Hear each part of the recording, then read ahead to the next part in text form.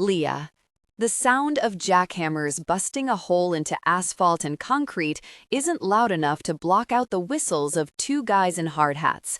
It's nearly an hour after their lunch break, and these two are still goofing off. Isn't there some scaffolding you guys need to secure or a pipe that needs to be laid? I ask them, shaking my head. I know exactly where I want to lay my pipe, one responds while grabbing his crotch toward me. I roll my eyes because neither one of them sees what's coming. The slap to the back of their heads as my foreman, Patrick Patty Buchanan, walks up behind them. "You talk to your mothers with mouths like that?" Patty asks. "You show Miss Benetti some respect." The men glance at each other and then back at me, eyes wide and ready to do a double take. It's obvious they have no idea I'm their office manager because it's not often they see me outside of the site's claustrophobic trailer office. Of course, the form-fitting jeans clutching to every vivacious inch of my frame with an even tighter top leaves little to the imagination. "Damn, Leah, I didn't know you were stacked like that." The younger of the two brings his fist to his mouth, clenching his teeth and waving his other hand like I'm hot to the touch. A slight giggle slips from me with a smile at their admiration. "Boys, get back to work. I was serious about securing that scaffolding. There's been a few ties loosening since y'all like to do pull-up contests for the shittiest jobs of the day. We also need most of the track laid for the gas line today. Any more delays and my father's going to torch—" I stop myself from saying anything further because I remember everyone doesn't have my sense of humor. We already have enough crimes to cover up. If something mysteriously happens at this site, I don't want to be on the record linking my family to any wrongdoing, joking or not. Get to work, fellas. Patty encourages them with light shoves back onto the site and a tip of his hard hat to me. I leave the men to their work for the stifling confines of the construction site office. The smell of broken cement and noxious steam pluming from New York City's underground sewer mixes with the alluring aromas of a halal cart fire-roasting meat. A wink from one whistler after a glance over my shoulder tells me I need to go back to oversized clothes that hide my 48, 38, 44 figure. I'm not blind to the power my curves have over men and some women. There have been a few times where cars stop, horns blare, and eyes follow the sway of my hips in whatever direction I'm heading. However, that's where the adoration stops. Most men are intimidated, either by my looks or by my reputation as the no-nonsense office manager for the Benetti Brothers Construction Company. My office happens to be the 10 by 14 trailer full of filing cabinets, a private bathroom, and a desk full of invoices. There are vendors to call, sales to approve, and contractors to confirm. However, all of that has to wait when the booming rattle of 3 hard knocks against the door steals my attention. Saul Caputo has an energy around him that screams death and chaos. As the dawn of the Caputo crime family, he shows up to the site every Friday like clockwork. "Afternoon, Leah." Saul grins a toothy grin that reaches his sunken dark brown eyes. The sparse strands of black hair are smoothed back, greasy under the dim yellow lights, even as he takes a heavy step inside the trailer. When he moves to close the door, my words stop him. "Leave it open. You won't be here long. I have this for you." There's only one drawer in the desk that has a lock on it. The cash drawer is there for employees eager to cash their checks, and it holds a special envelope that Saul is here to collect. It's thick, and I never bother to look inside to see how much money we're giving to this animal. All I know is that my father leaves it in the cash drawer every Thursday night for Saul to collect every Friday afternoon. "You know, Leah, I can be an excellent thing for you and your family. It doesn't have to be this way," Saul says. I pretend to busy myself with the invoices scattered across my desk. I don't want to give him the opportunity for conversation. Yet Saul Caputo is the type of man that takes what he wants. He's relentless, telling me, "These envelopes don't have to be a weekly event if you're willing to give me your time." The stench of cigar smoke taints the air around my nose as he leans on the desk to get closer. The yellow staining on his teeth is clear as his grimy tongue swipes across them. A waft of his pungent cologne punches me in the face. and the dirt under his fingernails makes my stomach churn. Words come out as a defense mechanism. I need to get this guy out of the office and away from me. "We're very busy, Mr. Caputo. I'm sorry, but..." He cuts me off, reaching to hook his meaty finger under my chin. My body reacts immediately, backing away abruptly with my hands up, which causes him to mimic the same gesture. "Whoa, take it easy, Leah. I'm just trying to ask you out to dinner. Dating me, being with me, it will make these Friday afternoons obsolete." I roll my eyes. Somehow, paying you one way or another doesn't seem like a good deal. Thanks for thinking of me. If there's nothing else, I really have to get back to work." The rage of rejection plumes from him like a six-alarm fire. He looks around the office for a moment. I imagine he's trying to find something to hit or throw at me, and then he turns to me. I can see he's trying to say something, but it only comes out in a grunt of frustration before he stalks out of the office. A sigh of relief fills the silence of his absence as I get back to work. The only way to get through the day is to keep my head down, glued to the documents we need to operate our business. Once 6 o'clock rolls around, there are nearly a dozen guys lined up at my desk to receive their weekly paychecks. One after another, I hand out envelopes. When the last worker collects their pay, I stretch out, ready to head home. However, the pair of people I get my darling good looks from darken the doorway. Milo and Edith Benetti step into the trailer as if they're up to something. For them to show up at the end of the workday means they're about to ask me to do something that will stop me from enjoying the night off. When they pull up chairs to sit in front of the desk, my skin tingles with dread. It's not lost on me either that my mother's carrying a duffel bag at her side. My duffel bag. A duffel bag that my cousin Frankie bought when I told him I'd be his gym partner. That was over 3 years ago. Frankie goes to the gym, and I don't. I never have, to be honest. But my parents sitting in front of me are up to something more than trying to get me to tone up. The shiftiness of my mother's gaze has my body tingling with anticipation. I don't like the anxiety creeping into my gut. Whatever it is, the answer is no, I tell them, with a quirk of a smile, trying to lighten the mood. The seriousness in my father's face reads louder than those jackhammers hammering at 6 in the morning. Saul called me. Milo Benetti is a man's man in every sense of the word, but he has a weakness. The women in his life make him do things he wouldn't normally do. It's the reason we're in this mess to begin with. The secrets between him and my mother are enough to keep the likes of Saul Caputo in our petty cash payouts. I shake my head, ready to deny anything that scoundrel had to say about the way I treated him. I gave him the envelope. What else did you want me to do? Fuck him on the desk? Watch your mouth talking to your father like that, my mother, Edith, says with disappointment. Leah, honey, there's a way we can get out from under Caputo. Dad's voice is low because I assume the answer is something that involves me. There are 5 people who know why Saul Caputo comes into the trailer at the construction site of St. Bartholomew's Community Center every Friday. I don't think my stomach can stand anything right now. Thank you, Mr. Barrone. It might not seem like it, but I'd much rather give my virginity to someone like you than Saul Caputo. You don't have to give me anything, Leah. Call me Valentino or Val, please. If I'm being honest, I didn't think you were a virgin. I just assumed Saul had his claws into you for something, and I take great pride in pissing him off. That gets her to laugh. You and me both. The only difference is, I'm sure Saul doesn't scare you when he's pissed. I thought he was going to murder me earlier today. Oh? Why is that? He looked so proud to have you on his arm in the suite this evening. It's not lost on me how she glosses over the virginity bit, but I won't push her. She scoffs, turning her gaze out of the window, like a prized fucking show pony. But yeah, I wouldn't date him willingly, so he dangled this opportunity in front of my folks as a way to get some quick cash. He told my parents that all he wanted was my time. Wait until my dad hears that he offered me up to one gangster only to be stolen by another. Stolen from Saul Caputo.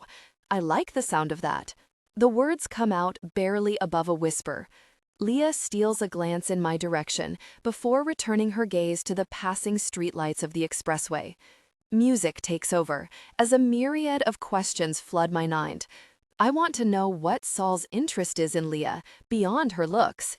She deserves the attention of every man, but with Saul, it's not as easy as he's attracted to Leah. Saul wants something from her or her family. I'm determined to find out what Saul's connection is to Leah. By the time we arrive at my beach house in Hampton Bays, Leah's lower eyelids show the exhaustion in her face. The property is small compared to its neighboring mansions, but it's been in the family longer than my family's been in La Familia. These days, the Barrone name is less involved with the mob and more tied to my corporation, Barton Security. The small octagonal sign bearing the name stands out on the lawn as we walk along the stone path to the front door. The slate stones under our feet match the dark gray siding of the house. White trim around the windows and door blend in with the light beige deck wrapping around the house. The attached garage holds two of my favorite cars that I don't like to keep in the city. Maybe I'll get to drive her around with the top down while we're out here. Leah inhales deeply. You must be right off the beach. Yeah, the backyard has a walkway through the brush. It's not the easiest path to find, but I like the privacy. Privacy for your prize. She laughs to herself. When Leah turns to me, placing her hand on mine, it sends impulses to my primitive nature. I want to claim her, capture her, make her mine. Her voice is low as she says, I want to thank you, Val. Before I can say anything, she pulls me close and kisses me. It's the last thing I expect from her, but I'm not ready to give in to my desires. Is there something wrong? Leah asks, backing away from me. Did I do that wrong? No. My hand reaches up to stroke the side of her face. My tastes can be particular, and taking someone's virginity may do us both a disservice. What does that mean? Her eyes are desperate for me to take back the rejection. You'll want nothing else after dealing with me, and I'll be consumed by the idea of turning you into the perfect bedmate. Relationships doom men like me. I don't have the time to be obsessed with you. The redness coloring her cheeks makes the rejection easier to swallow, but I'm not lying. She steps closer to me, pushing herself onto her toes to kiss me. The softness of Leah's lips pressing against mine tugs at a gate of emotions I'm determined to keep locked away. What if you'd be doing me a favor, she counters. Even bigger than the enormous amount of money you've spent for my virginity? Seeing Saul's head explode in frustration, along with knowing he's not as liquid in cash as he lets on, was worth every penny. And, Leah, I didn't pay for your virginity. I paid for your time. The resolve flashing in her eyes tells me she's not going to let this go until she gets what she wants. Instead of backing down, she steps closer, pushing her body against mine, goading the reaction out of me that she's likely to get. Aren't men like you meant to conquer, Valentino? Don't you want to conquer, taste, touch something that Saul is desperate to own? I won't ask you for anything more than this. Take my virginity, Valentino. Take it, so Saul won't want anything to do with me. 3. Leah. Any woman with eyes can see the way the light bounces off Valentino's face. Angular features, a squared chin, crystal blue eyes, and the way he challenged Saul at the auction, Valentino is everything I need right now. Protection. While I don't know the origins of their feud, I can use Valentino to get away from Saul. I'll use every tool in my arsenal to never be afraid of Saul again. Still, there's a part of me that's hesitant. What if Valentino turns out to be just like the man threatening my family's existence? It's a chance I'm willing to take, but Valentino has to want me in order to hang it over Saul's head. He has to want me to protect me. A temporary solution to a dire situation is all that's crossing my mind. There's a darkness behind Valentino's light blue eyes. A man of conviction and determination, but also a man who tempts danger while other men run from it. I won't ignore how safe I feel with Valentino. That feeling can vanish at any moment, but for now, I'm certain I can at least trust him with my body. Valentino's voice cuts into my thoughts. Leah, what does Saul want from your family? It has to be more than you, or else this auction business is a waste of time. I mean, why would he tell you about this if your family is indebted to him? He's been trying to get me to date him from the first time I told him no. I'll admit that I told him I was a virgin, hoping it would turn him off. Valentino runs his tongue over his teeth. You have no idea the effect you have on men. A face like yours on a body like that is like a gift from the heavens, Leah. Purity is like a drug to some men. They chase it and pray it comes with beauty like yours. I have an idea, which is why I'm asking you to do this for me, Valentino. I don't need the stench of my virginity luring Saul to the site every week. I'm hoping it will be very animalistic, like he smells your touch all over me and leaves me alone. Valentino moves swiftly, reaching behind me to grab me by the ass. He hikes my leg up to his waist. I can feel the breeze of his hand moving dangerously close to my center, making me swallow and igniting lust that has me salivating for more. Be very careful what you ask for, Leah. Tremors rack my body. Intimidation, fear, angst all collide as fodder for passion waiting to burst free. I won't retreat.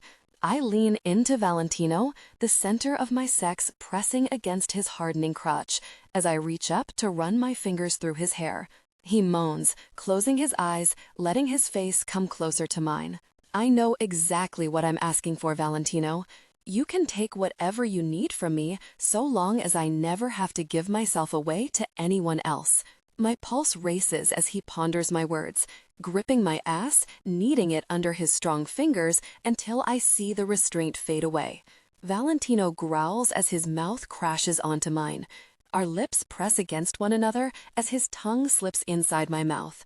There's a faint flavor of rum dancing on his tongue. I want to taste more of him. I have no idea where we're going as Valentino scoops all of me into his hands, hoisting me into the air and forcing me to wrap my legs around his waist. My arms drape around his neck as he carries me through the home.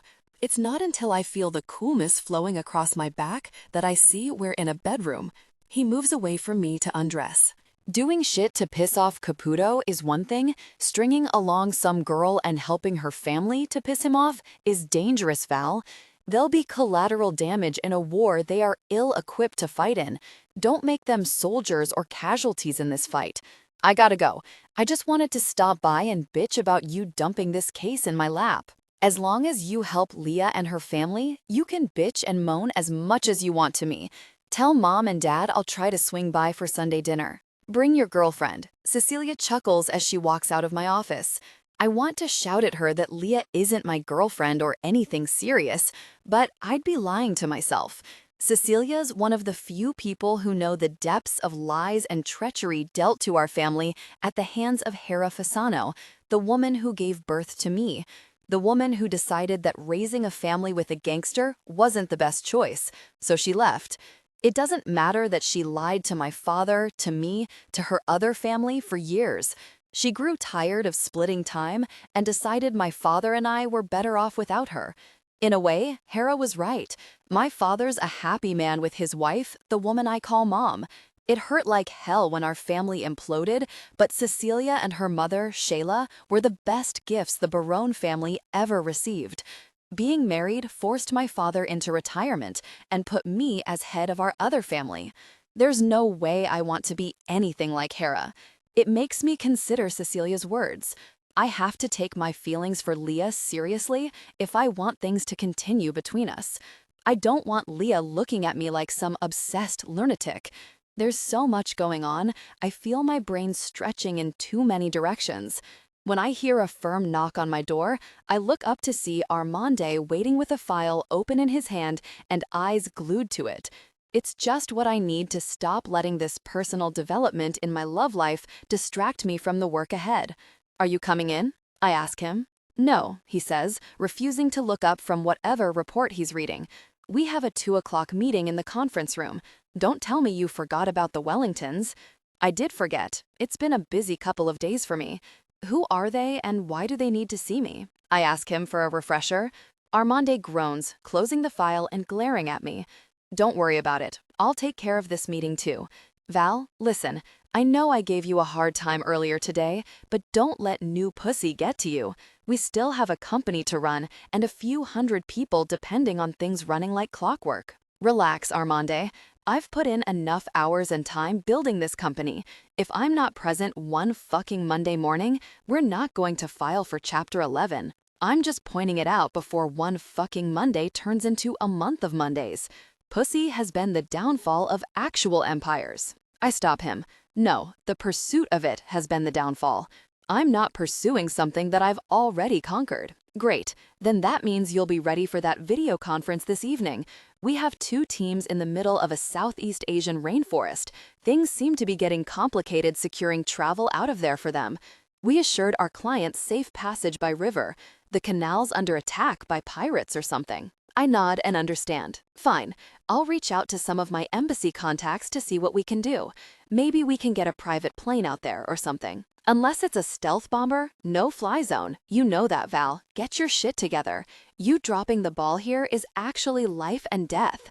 We secure people, not objects, not properties, people. I'll check in with you at the end of the day. You can let me know if I'm handling the Southeast Asian transport crisis or if you can actually pull your weight on that today. Armande walks out of my office, and I know he's upset, pissed even. He and Cecilia are right. I'm too distracted. This is only one reason why I can't be bothered with Leah. Still, I can't see myself just walking away from her. Perhaps one more night to get her out of my system will do the trick. I pull out my phone and dial Leah's number. It only rings for a second before she answers. Good afternoon, Mr. Barrone. Are you busy right now? I ask her. Just having a late lunch with my parents. Can I give you a call back? No, actually, I want to take you out to dinner tomorrow night. Dinner? She lets the word linger in the air as if there's anything to think about. Why wouldn't she want to have dinner with me? I literally ate her pussy until she came down my chin. I reply with sarcasm. Yes, that meal most of us like to eat after a long day. I need to see you again. She sighs. I told you that I don't think that's a good idea, and I told you why. I don't care about what Saul wants you to do or what he told your family about this weekend. All of that's being taken care of. I just need to see you, Leah. Are you going to make me beg? No, you don't have to beg, because my answer is no, Valentino. Please, respect that. Her voice is shaky, as if something's wrong. I can hear voices in the background encouraging her to take me up on my offer, but Leah's adamant. I know why she's saying no, but the problem? I rarely take no for an answer. 9. Leah. One of the last things I want to do is admit when my parents are right about anything. The simplicity of our situation when Valentino explained it let me believe all our problems would go away by speaking to Cecilia. There's hope brimming that we can end this madness after months of giving Don Caputo our hard-earned money. However, staring at Don Caputo as he sits behind the desk in our office trailer worries me about whatever he has planned. The ability to outright defy the orders of a Don isn't granted to many. I should be worried about my life, but there's a part of me that senses Don Caputo won't get rid of me until my usefulness has run out. That was very stupid of you, Leah, Saul says, with disdain. If I tell you to do something, you'd better do it. I roll my eyes as my parents stand idly by, letting this asshole control us. My words are short, full of frustration and annoyance. I don't want to play this game between you and Don Barrone. I'm not going to date him and put my life in danger. You'll do as I fucking say, Leah. Your family still has a debt to pay. And if you all want to stay out of jail, putting your life on the line is worth the risk. Now, I understand you may not want to be as open with your parents around, so you're going to meet me for dinner, Saul says. I turn away from him, wondering when this nightmare is going to end. My parents are silent as Saul continues to speak. The price for keeping your little secret has gone up. The fact that the money from the auction must now be used to secure the construction site means that you're running low on funds to pay my weekly stipend. Pop pops up. Stipend? You make more money off of us than our employees. Well, murderers who walk free have a price to pay for that freedom, Saul replies. There's also a price to pay for discussing our personal business arrangement with the authorities. My heart sinks into the pit of my stomach. How does he know anything? And so quickly? We only spoke with Cecilia a few hours ago. Saul chuckles. You're foolish if you think only Don Barrone has people in positions of power. What did you think would come of speaking to the district attorney? No one spoke to the district attorney, Ma says, her gaze shifting to us. It's impossible to know exactly what Cecilia said while attempting to secure a deal for my parents' freedom. The fact is that we don't have enough incriminating information to have Saul arrested. Cecilia explained that to me and Pop, but we never expected it to get back to Saul this fast, if at all. Don't lie, it's beneath us at this point, Saul warns. We've been so honest about everything else. I'm not going to do anything, I whisper to Armande, before turning to Leah and holding out my hand. What do you think you're doing, Barrone? Saul snargles. I keep my tone indifferent. Taking Miss Bonetti home. I think you should apologize to her, Saul. Doing anything to a woman without her consent isn't the way to do things. You know better. Leah eyes my hand hesitantly. I nod to her, but as soon as she moves to take it, Saul slams his hand on the table. Anyone who's not looking in our direction certainly is now. If he wants Leah to play this role, to get close to me and siphon information out of me, Saul's a phenomenal actor. Leah is an adult, free to make whatever decisions she chooses. She chose to have dinner with me, and I believe she should finish it, Saul argues, taking a sip of his drink. As a matter of fact, she owes it to her family to finish this meal. Fine, Saul. How much is it worth to you for Leah to leave this table with me? I ask him. I can't believe this. This isn't happening, Leah mumbles. You two are assholes. Dinner is over and I'm going home. She pushes past me, leaving me and Saul alone at the table as she leaves King's. 3 million, Saul says, as if Leah's still sitting at the table. 3 million what? I turn to Saul, my curiosity edging against my anger. Doll hairs, Don Barrone. Saul's mockingly smug grin irritates me. He shrugs his shoulders. If you'd like the daughter of Mr. and Mrs. Bonetti to be permanently removed from my life, no harm to her, of course, that's what it's going to cost you. Fine, I tell him, pulling out my phone ready to transfer the money. Not even a flinch. You care about her. So soon? That must have been some sweet virgin pussy. Saul's eyes widen with glee, and I realize my mistake. I want to strangle him, wrap my fingers around his throat to squeeze until every ounce of life drains out of his bulbous body. Armande clears his throat behind me. I turn toward Armande, nudging my chin in the direction Leah left, telling him, make sure she gets home safely. Saul continues to laugh to himself, taking sips of his drink and nodding. He already knows my emotions are involved. I'm not going to waste time pretending that I don't feel something for Leah. Stupid, Armande says quietly before walking out of the club. Dimitri approaches with his face stoic. Gentlemen, please take a seat or take this conversation to one of our private rooms. Saul extends his hand for me to sit in Leah's seat. For the first time in a very long time, Saul Caputo has the upper hand. He's cold and calculating, where I'm letting the gift of Leah's virginity make me forget the kind of man I truly am. I need to play this smarter, so I sit across from the man that I'm desperate to kill. You're interfering with my business, Don Barrone, Saul says, using a linen cloth napkin to wipe his mouth. La Familia functions smoothly because we don't interfere with each other's businesses. I'll concede that Leah Bonetti isn't any of my business. We're not dating or anything. However, her parents, they're in debt to me, and you have no right trying to get them to rat. I interrupt him. They're not in the life, Saul. They're civilians. Ordinary people are not rats. They're concerned citizens. That doesn't matter. What matters is they made an arrangement with me. I don't step on your toes. You don't step on mine. Saul leans in closer, barely raising his voice above a whisper. They put one of my guys in a piling. They're lucky that all we have is an arrangement. There's his mistake. Now that I know it's someone associated with Saul that the Bonetti family pilled, that information will make Cecilia's job easier. She should be able to tie Saul to the extortion and to organizing the situation that trapped the Bonetti family. Until then, I have to make sure not to jeopardize Leah or her family's safety. For that, I want her with me. Against my better judgment, I work with Saul and say, fine, Leah belongs to me, and you can keep your arrangement with the parents, Don Caputo. Saul rubs his hands together greedily before extending one across the table for me to shake it. I begrudgingly do so just in time for Leah to return with Armande at her back. Her eyes dart between me and Saul. Saul grins as he speaks loud enough for her to hear him. Thank you for your cooperation, Don Barrone. I'm sure Leah won't mind you looking out for her while I look out for her parents. Look at us, one big, happy fucking La Familia. Saul rises out of his seat, cocking half a smile and tipping his head toward Leah as he strolls out of the club. What the fuck did you just do, Valentino? Leah hisses with worry etching across her face.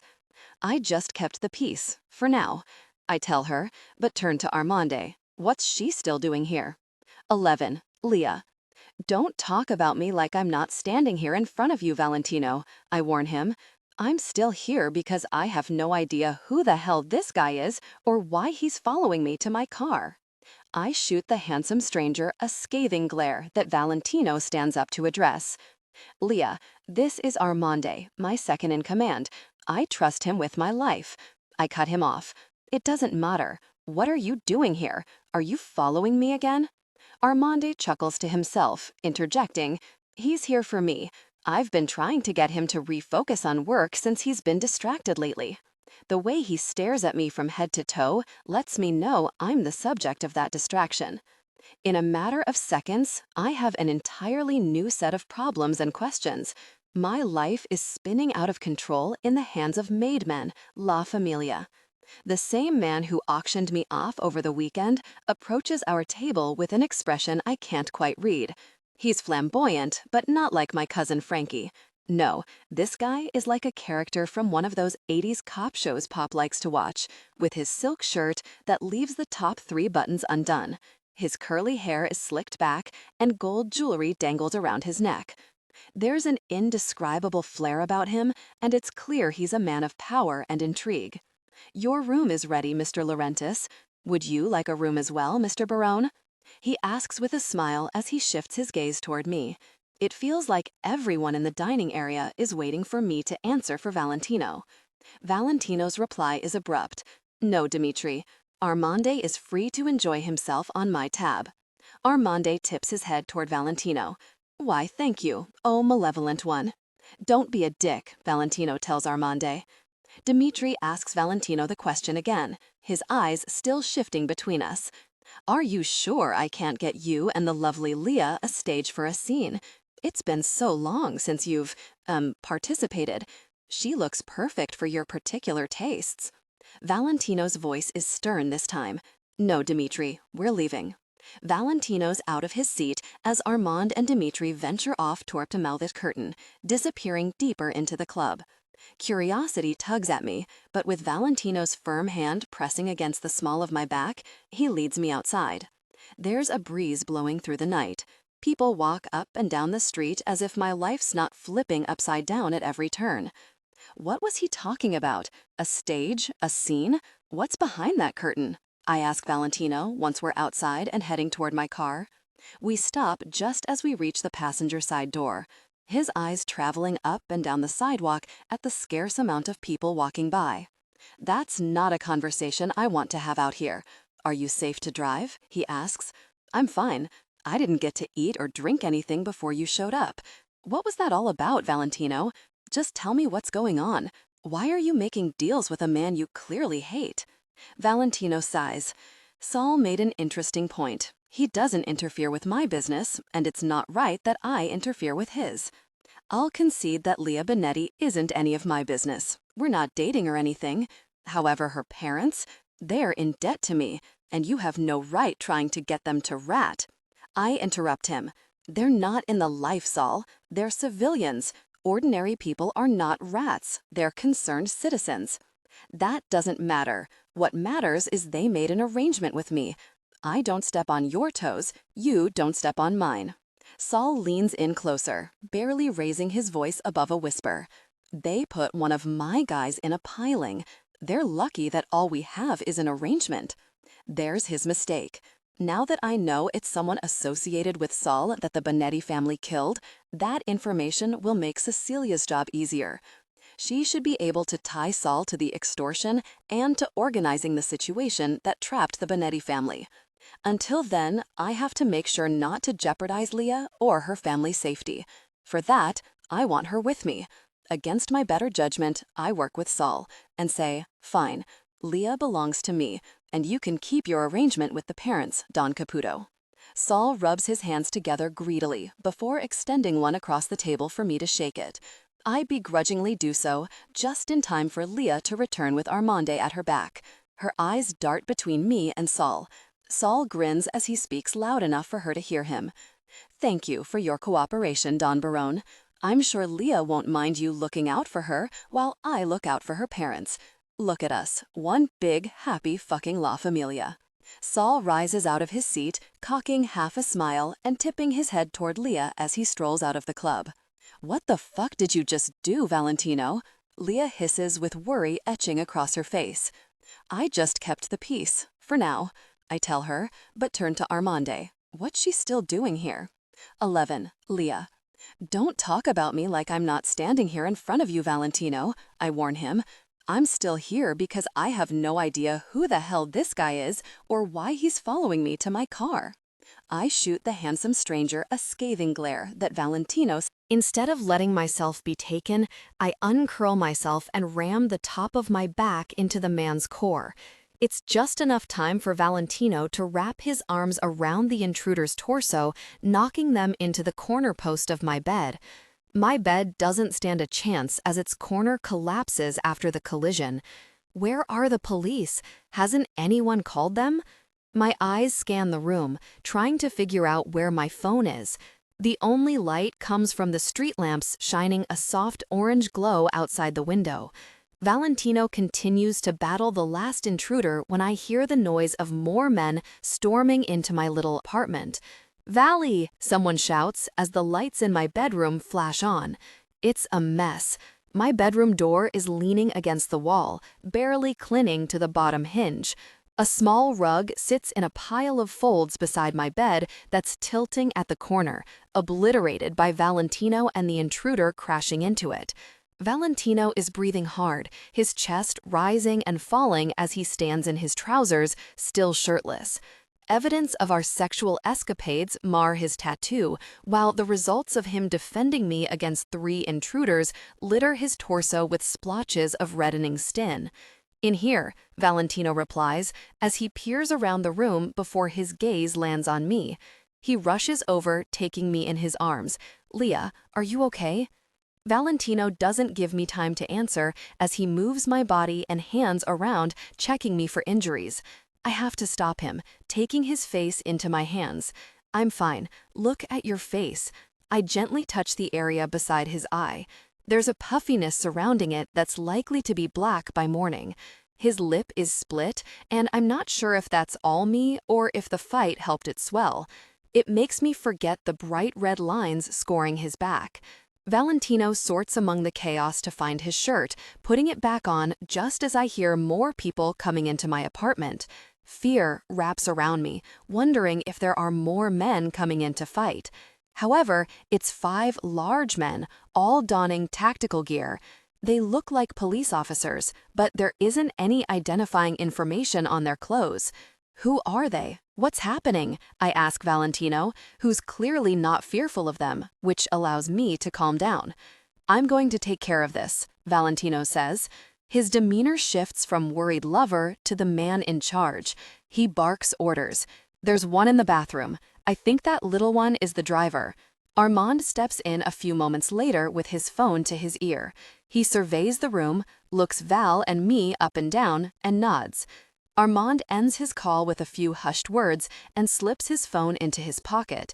He steps over the bodies that are being taken from my apartment. NYPD is on ice for now. I got the landlord and tenant statements as an investigator. "What happened, Vally?" Armand asks, his gaze shifting between the both of us. Valentino shrugs. "Let's bring these 3 to the icebox to get some answers. I'm going to put her up somewhere safe. I'll meet you there. Clean up the street. Don't forget the doorbell cameras too. Get Lou and his team down here to fix up the place." "You got it, Val," Armand says, stepping away from us to take over. Valentino turns to me. "Leah, grab some clothes, whatever's not trashed, and throw it in a bag. I'm going to take you with me." I cut him off. "I want to call the police. We need to call the police. Why aren't we calling the police? I shouldn't have to leave my house." "Leah, if those men were here to take you, the chances are that they'll try again since this time was unsuccessful. If you were an ordinary citizen, I would call the police in a heartbeat. But knowing that your family's entangled with Saul Caputo, I don't know which cops are going to show up here." "What is that supposed to mean?" I ask Valentino. "Payroll," Armand interjects as he walks around the room taking pictures of the damage. "What?" My confusion shifts back to Valentino. Val elaborates on Armand's answer, telling me, "If some of the police officers that work for Caputo show up, you might end up disappearing. We have to find out why these guys came here tonight. Once I know what's going on, I'll do my best to get your life back to normal." Back to normal? When I take a moment to think of my life as normal, all I can come up with is a sad excuse for living. I go to work at a Benetti Brothers construction site, slave away for 12 hours a day, and go home alone. The men hit on me, but we all know it's not going anywhere. I have dinner with my parents every Sunday. Occasionally, I get together with Frankie for a night out, but he parties too hard for me on most nights. Valentino pulls me into his arms while a group of guys maneuver around my bedroom. They haul the intruders out one by one. While I want to stay, there's something so invasive taking over. Strangers in my home, and I don't know why. "I'm taking you," Valentino says, but I cut him off. "Take me to Frankie's place." Valentino shakes his head. "That's not a good idea, Leah. I want you at my house, where I have security in place to protect you." I can barely stomach the fragments of chaos lingering around my home. The string of sentences forming in my head doesn't come out as eloquent. I want to be somewhere comfortable, home, here. There were people here. To do what? Take me? Where would they take me? I don't want to be locked away in some strange house. Why is this happening? The hardest part about tonight is making sense of it all. I can feel the mixture of adrenaline, shock, and fear crashing over me like a tidal wave. I can't stop looking over every inch of my bedroom. The voices of Valentino's men are distant as they move out of my apartment. I'm going to figure that out, Leah, I swear. Valentino's sharp blue eyes burrow into mine with an overwhelming sense of sincerity emanating from them. I want to believe him, and he's keeping me safe. It's exactly what I want him to do. But all of this is out of my depth. This isn't what I imagined protecting me from Saul Caputo looked like. I just didn't want the creep to steal my virginity or force my parents into an impossible situation. Valentino waits patiently for me to gather a few of my things before driving me to Frankie's apartment. It's not lost on me that it's nearly 3 in the morning. I don't want to call at this hour, but I don't want to show up unannounced either. The smart decision is to stay wherever Valentino tells me, but everything's still so new between us. I want to feel safe, but also be in a familiar space. I just want the comfort of being around family that hasn't agreed to leverage my time with mobsters. When we step into the chilly night, Valentino signals to the men who belong to his business or family like it's a movie. They rush into position before Valentino's energy encourages me to walk with him. The way his arm hovers across my lower back as he ushers me toward a hulking black SUV makes me feel like the Secret Service is moving the president. After slipping into the back seat, he shuts the door, but I can still hear him speaking. "Take my car home. Bring my kit to the icebox. Post a 2-man team at this address. Make sure no one else goes into her apartment." His voice is alert, his head turning side to side to look up and down the street before he walks around to get into the car beside me. I don't know the man driving, and I have no idea where Armand is. The front door to the house where I lived in a cozy apartment no longer looks like a place I can call home. My heart breaks as we drive into the night across the Brooklyn Bridge. The sights of New York City glisten. Lights from thousands of windows show signs of lives being lived. I wonder how many are in the middle of an attempted kidnapping or are having some of the most passionate sex imaginable. My heart races as my mind floods with images of our moments before intruders interrupted our night. That's what I'm going to do. He warned me that someone would find out the first team failed and would try again. My eyes go wide just as I see Frankie go down. Fight or flight kicks in as I kick off one shoe, readying myself to run. An arm grips me around the waist as a cloth covers my face. A faintly sweet smell of a chemical cleanser swarms my nostrils. My inhale is deep, instinctual, and gives me little time to realize what's happening. The world around me fades to black. 16. Valentino. The sound of a car pulling into the driveway of my Hamptons Bay beach house has my pulse racing. The time and planning it takes to kidnap someone successfully is an art form, something the people Caputo hired know nothing about. The heaviness of the tires tells me they're pulling around to the back of the house, where I head outside to greet them. Two masked men get out of the driver's and passenger seats. They move silently around the car before opening the back door. One takes a step back for me to look inside. Leah's asleep in one hell of a dress. One shoe is on her foot and the other is on the floor of the back seat. I reach inside to cradle her in my arms. She doesn't look hurt. "Any problems?" I ask the masked soldier. "No, sir. The guy's back in his apartment sleeping it off. She's been out for nearly 2 hours. Didn't give her much. She should be coming out of it in the next hour or so." Leah moans and stirs in my arms. I look at them. "Thank you, fellas. Take a trip." They nod and get back inside the car to drive off the property. The smell of the ocean air coming off the beach makes me want to spend the rest of the night looking up at the stars, sleeping on the sand with Leah in my arms. Of course, she has to be awake first. The soft scent of her vanilla soap brings a smile to my face, reminding me of the last time we were this close. It sucks that moment is tainted with memories of men invading her home. I have my own dark memories, nightmares that plague some sleepless nights. I never want Leah to have that, but as I cradle her in my arms, I wonder how much this night is going to affect her. Is she going to care that this was my plan, that she's finally safe? "Where's Frankie?" she whispers, her words barely come together. "What did you do to him?" "Frankie's fine, Leah," I tell her as we step through the door leading into the kitchen. I take her straight into the spare bedroom where, as soon as I lay her down, her arm wraps my neck and yanks me down toward her. She's awake and she's pissed. I don't think she knows it's me, or if she does, she doesn't care, as she keeps me close, trying to put me in a headlock. She's strong. "Leah," I call her name between grunts as I try to get her off of me without hurting her. She throws me to the side and gets off the bed, trying to make a run for it. I don't let her get far, grabbing her around the waist and yanking her back into me. She feels just as I remember. I can't stop thinking of how much of an asshole I must be for her anger to turn me on this much. The minute she gets a chance, she elbows me in the side, forcing me to spin her around. "Look at me, Leah," I tell her. Her eyes, the fear fades and anger surges. She pushes against my chest. "You did this? You had those guys come and drug me? How long have I been knocked out? Where's Frankie? Is he all right?" Leah doesn't give me much time to answer as she pelts me with her fists.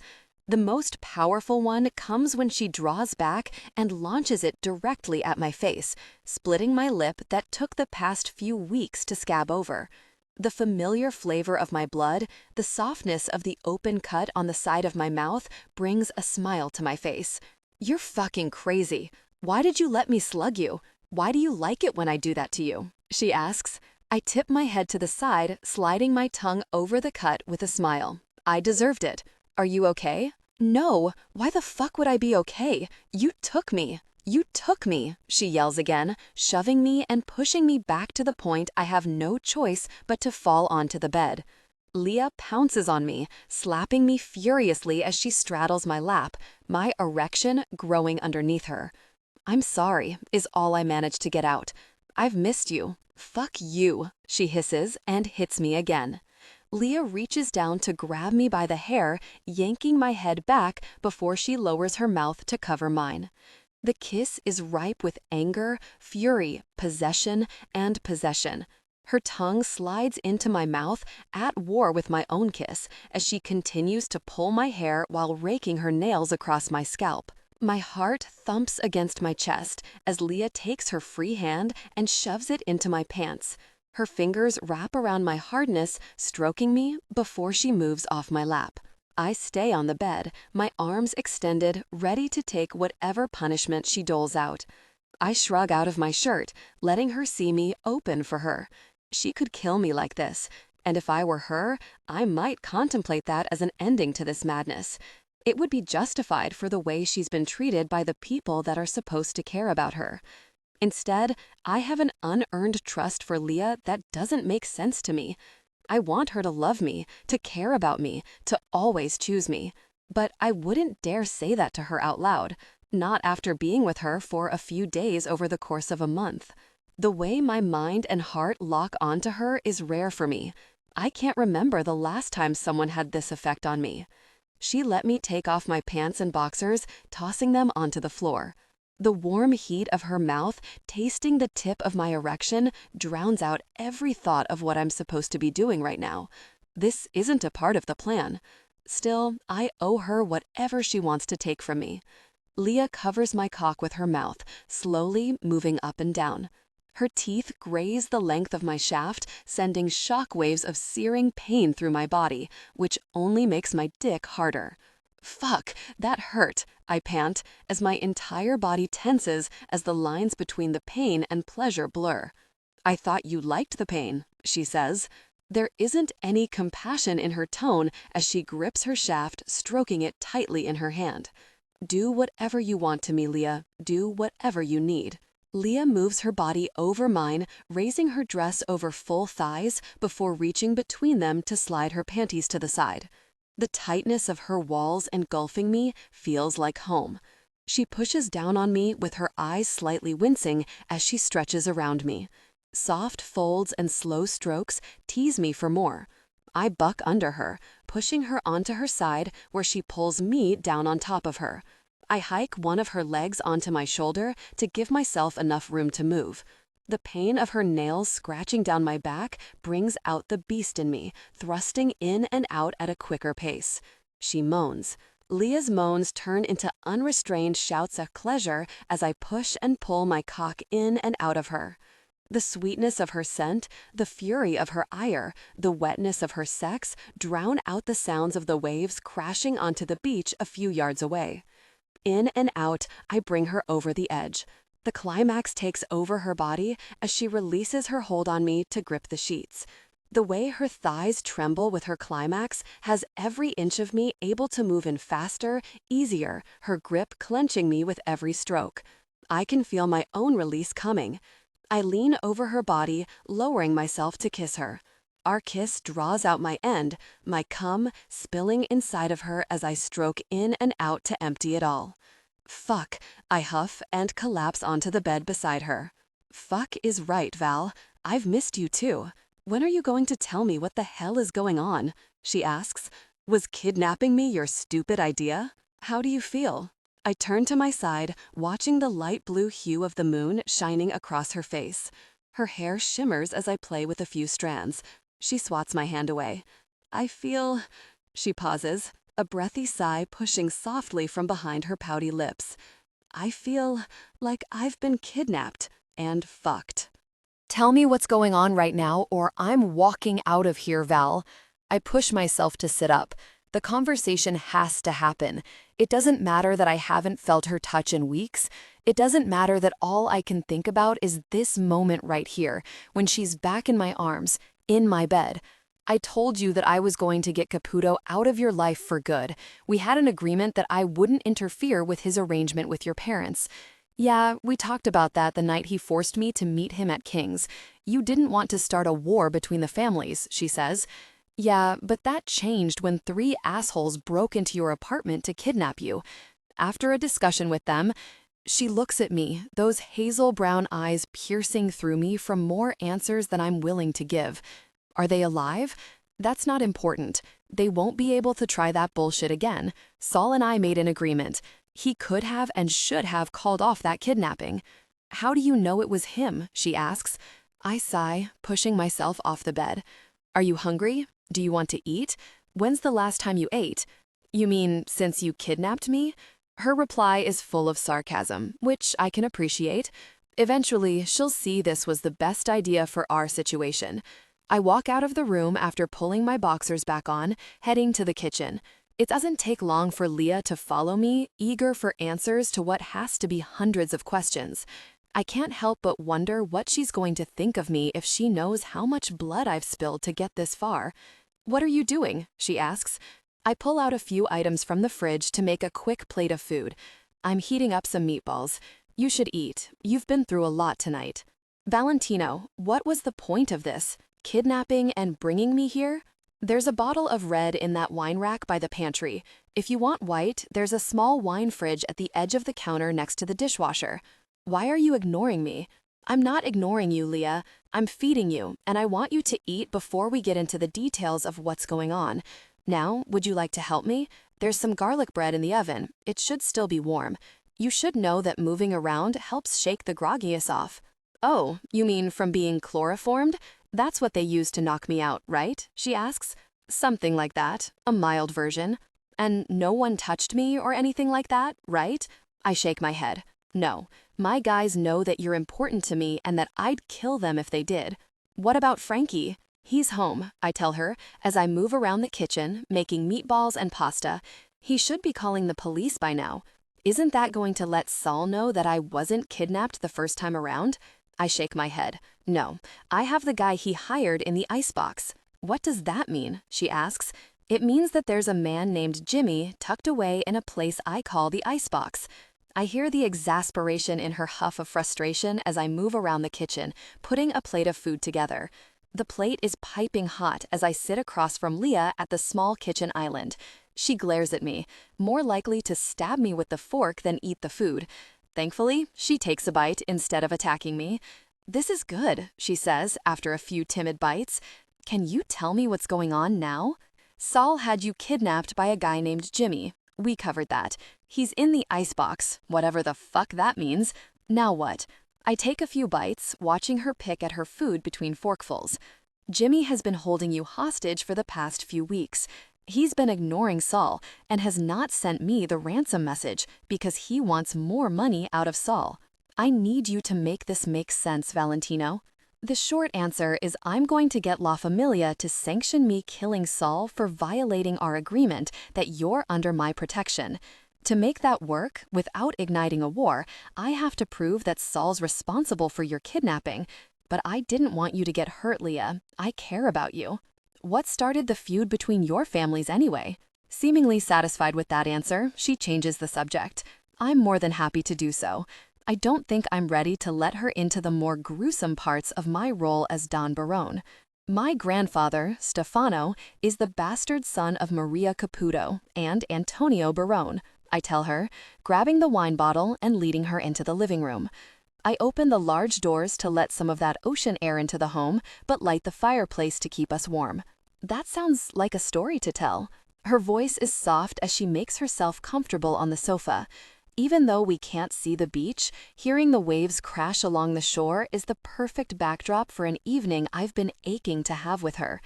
I hate that it has to be under these circumstances, but at least Leah is finally with me. At least now I'm certain that I can keep her safe. 17. Leah. Kidnapped by a mop boss. Whose life is this? Valentino drinks wine from a glass while I desperately cling to my sanity.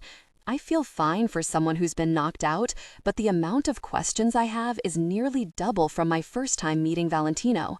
There's no denying how lethal he is. I remember the ease of him disarming and defeating the men who tried to take me. The way he fended off Frankie, and probably would have killed him if Frankie weren't so important to me.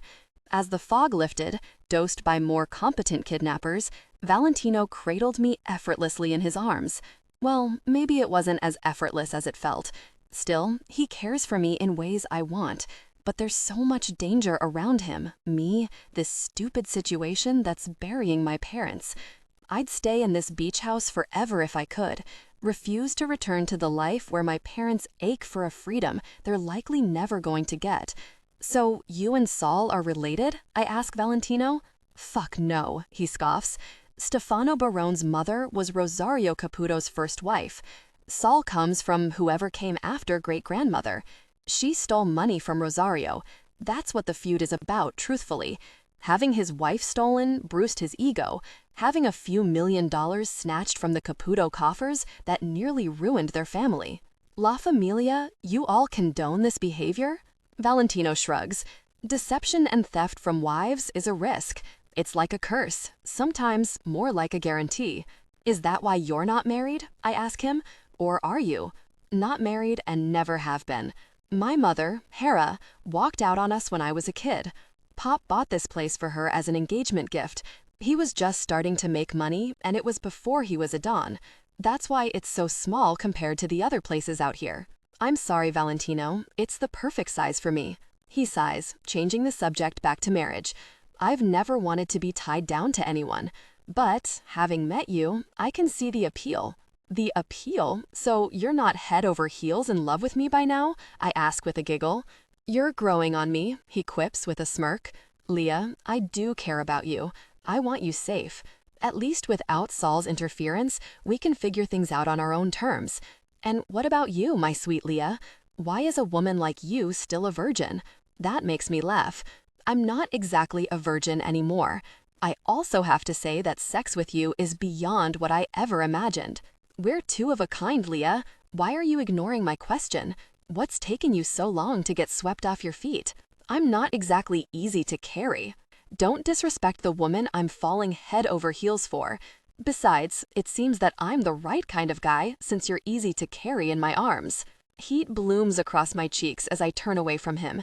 Embarrassment ripples through me. Sorry, Val. I forgot how this shit started. You need a break? Does Jimmy have any limbs left, or are you taking your time? I ask him. The way that I like pain is the way that he enjoys giving it. He's still breathing. I haven't had any real fun with him yet since we were waiting for that call from Saul. What else do you need from me? He asks. Have the parents meet me at the office tomorrow. It's Saturday, Val. Armand, don't piss me off. Saturdays are perfect for them, and that's what we need this to be, right? Perfect for the Bonetti family, to get them safe and get Saul out of their lives so I can be with the woman I love. Love? That's a development. Didn't know it was love, Valley. Boy, are you sure this isn't just infatuation with one of Saul's playthings? How much does she know about you? Does she really know Don Barrone? What he's capable of? What the fuck he's been doing to keep her pretty little ass safe? Armand. Does she know? He asks, almost with a hint of anger in his question. She has an idea. She was there. She's seen what I can do. He grunts. That's the tip of the fucking iceberg. This girl is going to be the death of this family. Enough, I shout. The monster hiding within scratches at the surface, but I don't want to be that guy with Armand. I know you're just doing your job. He cuts me off this time. My job? You think I've taken bullets for my fucking employer? My employment? My fucking job? You think I've severed? Fuck you, Valentino. I'll make sure everything you want done is done. After this shit, I'm taking a vacation. Make sure you put in your request to HR. Oh, you want to be funny. Laugh at this. Saul's proof of product is your girl's left middle finger. That's what he wants Jimmy to fucking send you. You know what the end result is. He never intended to let her live, Val. So why are you giving me so much shit? Because losing her would kill you. You think Saul's going to stop? He has you. He has this family because you had to go fucking fall in love. She's a liability unless she can take care of herself. If it makes you feel any better, she's got a mean right hook. I got a new busted lip as proof. For fuck's sake, keep your kinky shit to yourself. Val, listen, you know I'm only looking out for you. It's all I know how to do. You're the only family I got. I can't have you fall apart over this girl.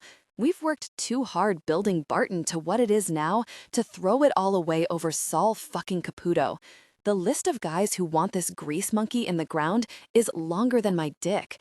We can literally have anyone else take him out. It doesn't have to be you. We don't have to be the ones pulling the trigger. I get it. He made me agree to stay out of his business, and as a reward for my cooperation, he tries to kidnap a woman he agreed to stay away from. He broke into her home. He's been threatening her and her parents. He set them up and let some animal assault her mother. If Eddie Bonetti hadn't stabbed that prick, it might be her in the piling instead of one of Saul's goons. He's going to regret ever asking for Leah's middle finger. Fine, where do you want the finger to come from? Armand asks as if I can pick a grocery store for him to shop at. Jimmy's left fucking pinky. Armand groans. Fine, I hope you can fucking act, because Saul's going to know if you don't explode over this shit. Don't worry, I'll set off so many fucking fireworks, La Familia will have to call a meeting to settle this shit. Take his finger, just for shits and giggles. I gotta visit Underwood. He's such a fucking creep. You can't get a body from anyone else? Who? Armand, if you have anyone else who works at the county morgue, please let me know. All of the funeral parlors Pop used to keep on payroll have gone belly up. Armand laughs. It's not funny, shithead. It's a little funny. You're so fucking touchy. I gotta go cut a finger off. Do you need anything else? I sigh. Be nice to her parents, please. I kind of want them to like us. Fucking shit. You really do like this girl. Fine. Armand hangs up before I can ask him to do anything else. The rest of the drive leaves me alone with my thoughts as I head into Manhattan from Long Island. I should go home, but I want to go back to the beach house to sleep with Leah. I have a stop to make. My hope is to prevent what happened the last time Leah spoke to Cecilia. 3 hard pounds on a door has someone scrambling behind it. I can hear the hustle of voices and people trying to get their shit together before opening the door. My voice booms in the hallway as I bark out commands.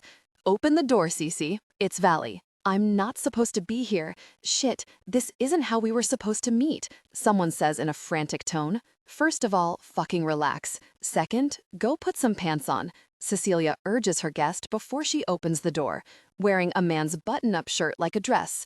She fluffs her bangs as if that's going to make her more presentable. Her blonde hair falls loosely around her shoulders as she steps aside to let me into her condo. It's after midnight, Valley. What are you doing here? She says, stopping me from stepping any further inside than the entryway. I need to go over the plan for tomorrow and I couldn't do it over the phone. She glances over her shoulder. The living room and kitchen take up most of the square footage, with a single hallway leading to the other half of the condo. Her bedroom is at the end of the hallway, where the door is slightly closed.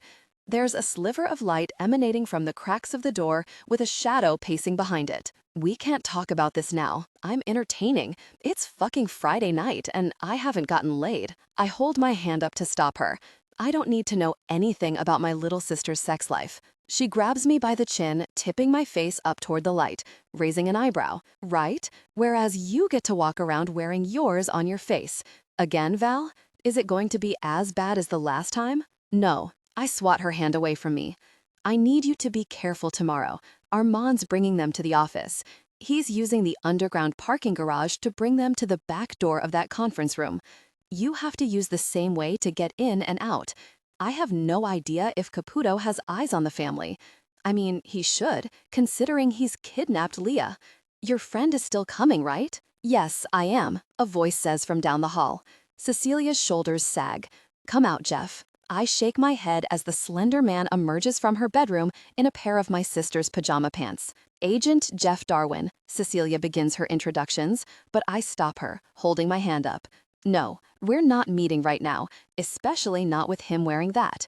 You're simply granting him access to my office space. Be nice to the Bonetti family. Take good care of them. The conversations and evidence of kidnapping will be waiting for you in that office. I can have Leah meet with you afterward. Are you sure that you can take them into protective custody right away? Agent Jeff nods, but there's a twitch of hesitation in his eyes. What? I ask him. Keeping this as quiet as we have, I spoke with my superior and there's only enough in the budget for the parents. Technically, the crimes that are happening are only happening to the parents, so they're the ones going into custody. We're already doing a lot by overlooking the manslaughter on their part. Honestly, if St. Bartholomew's wasn't one of the cardinal's favorite churches of the archdiocese, we'd be digging up those pilings to drag that body out. There are some political motivations behind this. I'm not here to discuss what you want to do or could have done to maintain relationships. I'm here to make sure that the Bonetti family is safe from Saul Capullo. I decide to click the speakerphone button and get that all too familiar sound of a dial tone. My parents practically tear up when I understand what they're talking about when they discuss their old bits of technology. But I'm glad I do understand, because this time it's actually helpful to know how all these things work from using them at the office. The first number I dial is to the construction site office. It's been a while, but I still know a few numbers by heart. It doesn't ring at all. Instead, I get a weird message playing back. The number you have dialed is out of service. Please hang up and try again. I dial the number 3 different times and still get the same message. That's weird. Maybe I don't know the number as well as I used to. I try to remember Frankie's cell phone number, but that doesn't work. I can't even remember the number to the bar he works at. Fuck, I need to get out of here to speak to someone, anyone. What if they're hurt? What if Saul got to them after he thought I was kidnapped? What if he got to Valentino and killed him, Frankie, my parents? I know I'm supposed to stay put and wait for Valentino to come back, but I have no idea how long that's gonna be. The last time he dropped me off somewhere, I didn't see him for 3 weeks. Granted, he left me at Frankie's, and we did talk over the phone every few days, but this feels different. Something's going on, and I need to know what's happening to my family. I need to make sure everyone's safe. I get the idea to go next door, to a neighbor's house with the hope of them having an actual cell phone. I can at least get a hold of Frankie through social media. We can connect, and he can give me an update. However, when I step outside, I see something even better than a phone.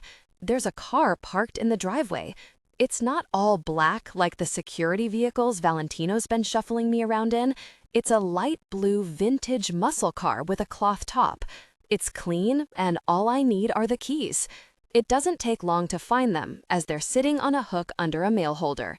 I get into the car and turn the key, praying it has gas. The engine roars to life, and the car's tank is just above half. I hop into the driver's seat and drive off the property, trying my best to remember the way Valentino came that first night after the auction. I'll do my best for now. I just need to check on my family.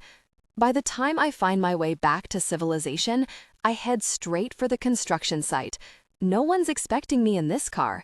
The engine rumbles as I drive up to St. Bartholomew's Community Center. The site is alive, bustling with workers, as it should be on a Monday, but I don't recognize a single face. My pulse races as I peer through the windshield, desperately scanning every face for our foreman, Patty. The big lug is nowhere to be seen, but the one thing I notice is the plaque secured to the gate. The words come out of me in the silence of the car. Bolton Realty? St. Bartholomew's Community Center coming 2025? What the fuck is going on? I drive the car further down the street where I notice the halal cart is still there, slinging meat for hungry workers. After rolling down the window, I shout to the man operating the food cart. "Hey, buddy, what happened to the old crew that used to work that site?" "Oh, they pack up and leave last week. So sad. They had a death in the family and did not come back. You order something from the app?" he asks, waving his phone at me. I shake my head as dread washes over before pulling off into the Monday traffic. It seems like every light turns red as I fight my way through Brooklyn into Queens. I hope that my parents are okay. The words of the cart vendor sit with me. Who the fuck died? As soon as I pull up to the house, something seems strange. The last time I was here, there was a void. It didn't feel like coming home. This feeling washing over me now, this is different. This isn't a cold feeling, it's one of emptiness. A hollow shell of a home stares at me from the sidewalk. There isn't much activity on the street. The neighbors' homes all look peaceful, but it doesn't usually feel as vacant as this. I spot my car in the driveway, which gives me a sign of hope. I head to the door, grabbing the spare key out of the planter beside it, and let myself in. Empty. The entire house is empty. There aren't any pictures on the walls or furniture sitting in a living room well lived in. My heart races as I search through every room. It's all empty, cleared out, and cleaned up as if it's ready to rent out to the next available tenant. It's a brand new canvas for another family to move in and call it home. My heart breaks and I can't stand the sight of it. My feet move quickly to get out of the house, hating that my world is one collapse after another. When I go to my car, I run my hand along the rear wheel well, thankful for the magnetic lockbox holding the spare key. I need my license, wallet, credit cards, anything. To get out of here, when I try to remember, my stuff is at Frankie's. That's where I need to go. After leaving Valentino's car at my parents' house, I head to the Lower East Side, where I park and make a beeline to Frankie's apartment. He works nights, so I'm hoping that he's home. After ringing the bell an obscene amount of times, I finally hear the heavy footsteps of Frankie coming down the stairs to open the door. When it swings open, the shock on his face says it all. His eyes are wide as he pokes his head out, glancing up and down the street before yanking me into the doorway. "What the hell are you doing here? Are you okay? What happened? Where are the police? I thought..." Frankie takes a beat, pausing to gain his composure, locking the door behind me. I follow him upstairs, and as soon as I'm inside, he slams the door. "Bitch, I thought you were dead. What the fuck is going on?" That's what I want to know. Who the fuck is Bolton Realty? Where are my parents, Frankie? And what do you mean you thought I was dead? I fire off one question after another. I need a phone, my wallet and stuff. I gotta get out of here. No, you need to tell me what the fuck happened after Friday night. I called the police and they said they had an issue trying to find evidence of a kidnapping. Valentino set this elaborate scheme up for Saul to get arrested. Have you spoken to my parents, Frankie? They went into hiding. The past 72 hours have been a shitstorm of confusion and chaos. I called them and the police about us being knocked out and you getting abducted. By the time I woke up, I was in my apartment. The police thought I was batshit crazy. Then I spoke to your folks Saturday morning. They said they were closing down the business and that they'd rather shutter it than give in to the demands of the psycho who killed their daughter. What? Girl, don't look at me like that. I'm just as in the dark as you. But you're not dead, so whose finger did they receive? A finger? My eyes widen. Yeah, they said they got a finger with a ransom demand that they sign over their business to some random company with a finger in a package. They turned it over to the police, but then they said there's no way they'd take your finger and let you walk out alive. They said you were dead. They told me to keep quiet since it's all tied in with this mob stuff and to keep my head low for a while. I think they went into witness protection. If you're dead, then why wouldn't they testify on your behalf? Who said I died? I ask him. He fishes through his pockets to pull out his phone, scrolling through screens until he pulls up a news clip. It's Saul, standing outside of a precinct with a lawyer by his side. His statement is clear. "I truly am sorry for the loss of the Bonetti family. I regret that my name got dragged into this, but I've been nothing but a beacon of hope to the small businesses within the construction community." It's going to simply add to the RICO case. When is Saul out of the picture for good? How long does Leah have to stay out of town? I kind of like her and want to get to know the woman who literally gets to punch you in the face with no repercussions. That gets a laugh out of me. But she asked the million-dollar question. The thing with Saul is a delicate play. I don't want to show my hand, and the other Dons think I'm making a move to go against La Familia. I don't want them to think I'm trying to double my territory by taking Saul out. I don't want anything that belongs to Caputo. I just want him dead so Leah and her family can feel safe in New York. Fuck, anywhere. I have to do it in a way that his organization will turn against him. When those pictures and videos of Underwood and Jimmy come out, it's going to look like they're brutalizing Leah for something as minor as an extortion beef. He'll be done, and I'll be given the green light. She nods. How much does Leah know about this? She knows that I'm doing everything I can to keep her and her family safe, but she doesn't know where the bodies are buried or anything like that. Are you going to tell her? I shake my head. I don't think she wants to know that. Valentino, I'm telling you that if this is the woman you love, fuck, Armand has a big fucking mouth. She smiles. It's okay to love people and to let people like you, love you, Valley. If this is the woman you love, if Leah is this person, you have to be honest with her in a way that's beyond intimate, the ugly side of who you are as Don Barrone and as the CEO of Barton. This corporation's money may be clean, but its hands are fucking filthy. We do a lot of rough and tough shit, Valley. Don't keep her in the dark too much. Spare her the guts and gore, but bare your heart and soul. Listen to you sounding like a fucking Hallmark card. I'm going to tell her. I have to get out there today anyhow.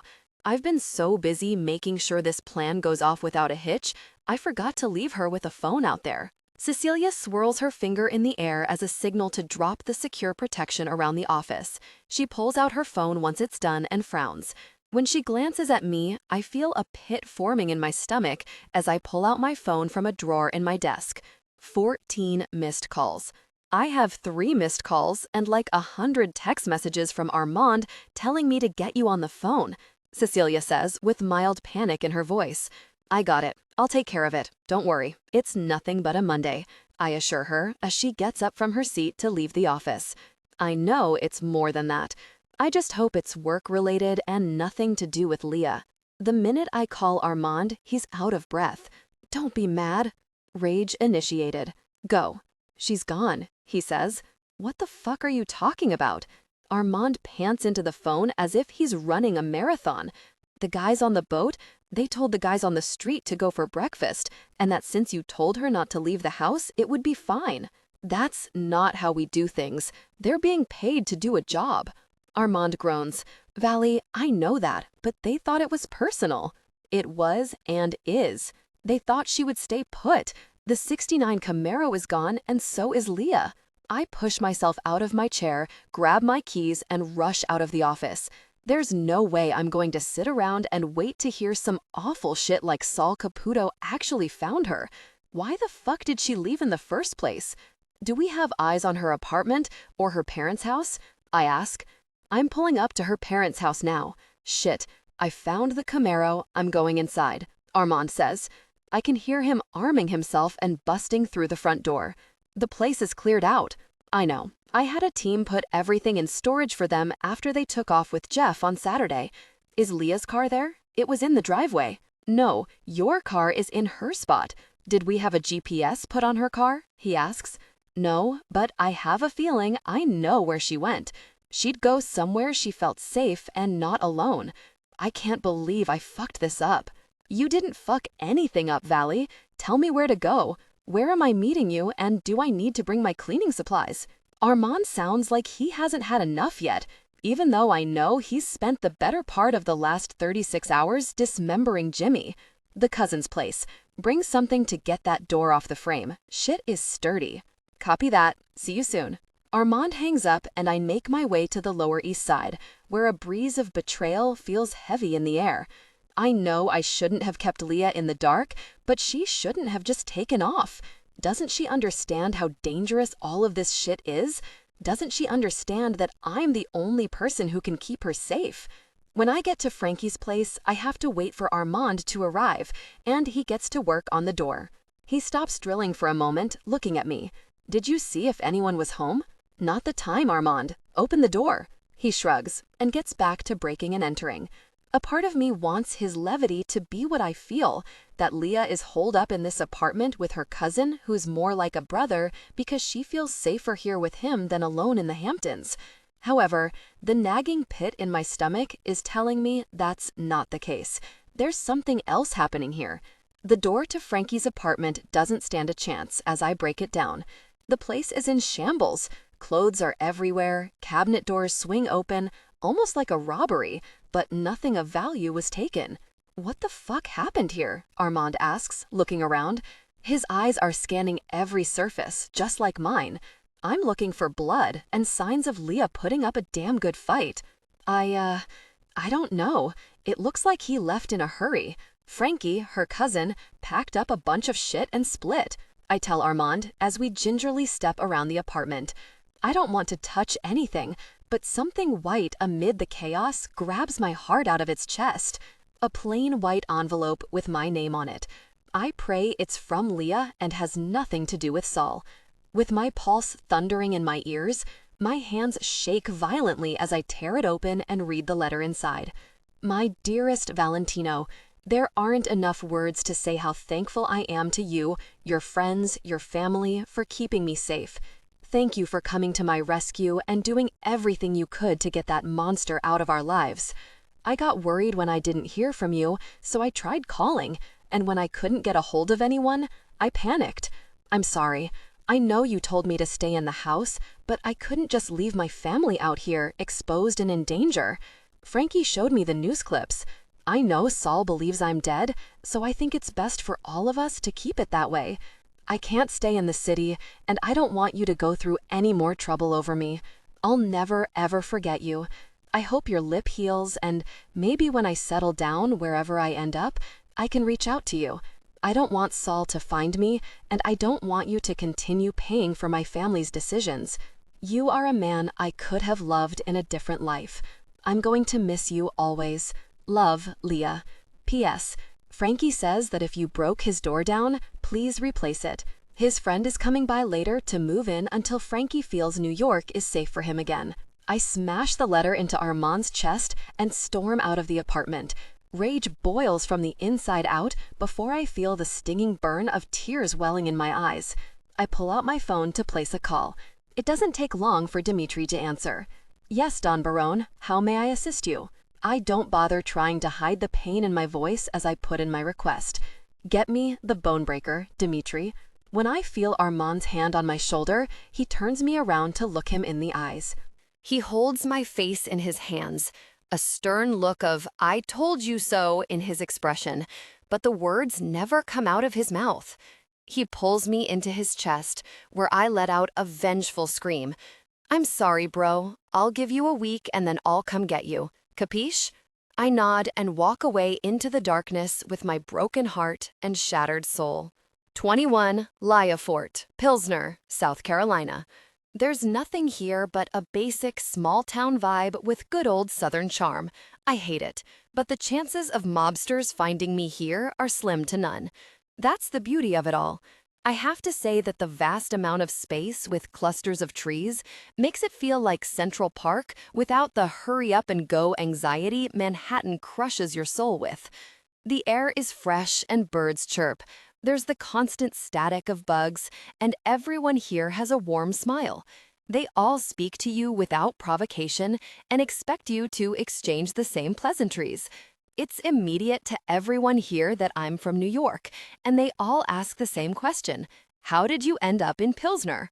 Frankie's dreadfully uncomfortable as he helps me unpack into a 2-bedroom ranch-style home that I rent from a sweet older woman. I work with a local construction company, or rather, the only construction company that was in desperate need of an office manager. It's still hard for me to believe that we stumbled onto this place by stopping for gas off I-95. A help wanted sign and 2 interviews later, I'm moving into a home that smells like apple pie and summer nights. Not New York summer nights that are full of firecrackers and fire hydrants spraying water like a community water attraction for the neighborhood kids. Fort Pilsner is the kind of place you could see your babies running around trying to catch fireflies. Barbecue and laughter floats in the air, but there's not a beach in sight. We're inland, as they like to call it. All in all, we spent 2 weeks at a motel before finding this place, and it's half the cost of my rent in Queens with 3 times the space, a yard, and a porch swing. "This is quiet, honey. I don't think I could make it out here," Frankie says as he puts my last box in the master bathroom. I'm looking forward to the peace, the quiet, the lack of people trying to kidnap me. So happy you have a sense of humor about it. I do have a completely random question, though. "What's that?" I ask him. "How are you feeling lady bits-wise?" I squint my eyes, waiting for clarity. Lady bits? Really? he huffs, in such a matter-of-fact tone, telling me, "We normally get together at least once a month for our thank God we're not pregnant gab and snack fest. We didn't do that last month." Yeah, well, Caputo had his claws into my parents, and I wasn't in the mood. Completely understandable. And then you met Don Barrone. He, "Kick in the door, wave in the 44, Frankie repeats the notorious B.I.G. lyrics from the song Kick in the Door with a slight bop that gets a laugh out of me. Yeah, Val was definitely unhinged for that, and then you spent a few weeks with me. 2 weeks here and still no thank God we're not pregnant gab and snack fest? Are you paying attention? My mind goes blank and then spirals. Ah, you're mathing right now. I can see it in your eyes. Is there a bun in the oven? He asks. I gulp. No? Frankie purses his lips. I'm going to shoot over to CVS and get a few things. Not to mention, there's no products here. No Kotex, Always, nothing that you typically use. So I was a bit curious and decided to poke your brain a bit. Glad to see that you can see what I see now. I look down at my stomach. Girl, stop. That's not what I meant. You don't look pregnant. I was just saying that I saw it's been a while since your last Shark Week. I'll be back. Maybe it's just stress. I heard that's a thing. But what do I know? I'm just a boy in love with himself. Fuck. No, don't fuck. That's why you're in this mess now. Am I pregnant? Could I be? I start doing the math, and it's been at least 6 weeks since my last period. No condoms, and fuck, I don't even remember the last time I took my pills. There's been so much chaos in my life that I didn't think about it. I let it slip because my routine is no longer in place. I don't get up every morning to eat my yogurt parfait and fruit salad, so I can stay light and leave room for the huge lunch we'd order at the construction site. Whatever the boys don't eat, I snack on for the rest of the day. I miss those guys already. I don't know when I sit down on the couch, but I'm in the same sitting position when Frankie returns, bags in hand. I did get you some lady products, just in case it is stress or drugs or whatever, but in case it's not, I bought like 15 pregnancy tests. Care to take one now? No, I don't want to take one. I don't want to know, I admit. Well, unlike my parking tickets, this is something you can't ignore. Leah, I love you, but please take the tests. I want to know in case I have to hang around and help out. We don't need you being a single mom who works 2 jobs, who loves her kids and never stops. He sings the Reba theme song, I'm a Survivor. Why are you in a Broadway mood singing about my life? Honey, it's entertainment at its finest. I mean, think about it. Take yourself out of your shoes for a moment and look at this spectacular presentation. It's the greatest show on earth right now. You're pregnant by a mob boss who stole you from another mob boss that was extorting your parents and forced them into witness protection after you got kidnapped. Girl, I am gagged to see the season finale. Fuck you, Frankie. I laugh. This is my life. Exactly. You are living. He snapped his fingers. You see what happens when you lose your virginity? Your once boring life is now a fucking telenovela. I can't. Come on, don't sulk. Valentino is going to be a great father. Look at how protective he was over you. Fuck no, Frankie. I can't tell him about this. He'll lock me away in his beach house again. Oh no, that sounds horrible, he says mockingly. Put me in a house on the beach in the Hamptons and throw away the fucking key. No bills, plenty of food, wine, and a fine-ass man who wants to hide you from the world. Those are pretty girl first world problems to complain about. Don't look at the downside of your freedom being taken away, because, let's be real for 1 second, you weren't exactly locked away. You found your way to me pretty easily, which means freedom. You're right, but the danger... He cuts me off. The danger of you being in New York is way different than the danger of having a man's baby and not ever giving him the option to be included or excluded. That's fucked up, Leah. What if something happens to you and I'm not here? God knows where Zio and Zia are. The feds have them locked up tighter than a king's virgin daughter in a chastity belt. Not funny. It was, but I know, time and place for everything. Still, are you scared that Valentino wants you along with all of the chaos that's unfolded since you two met? It's kind of scary when a complete stranger just loves you right away and wants to take care of you.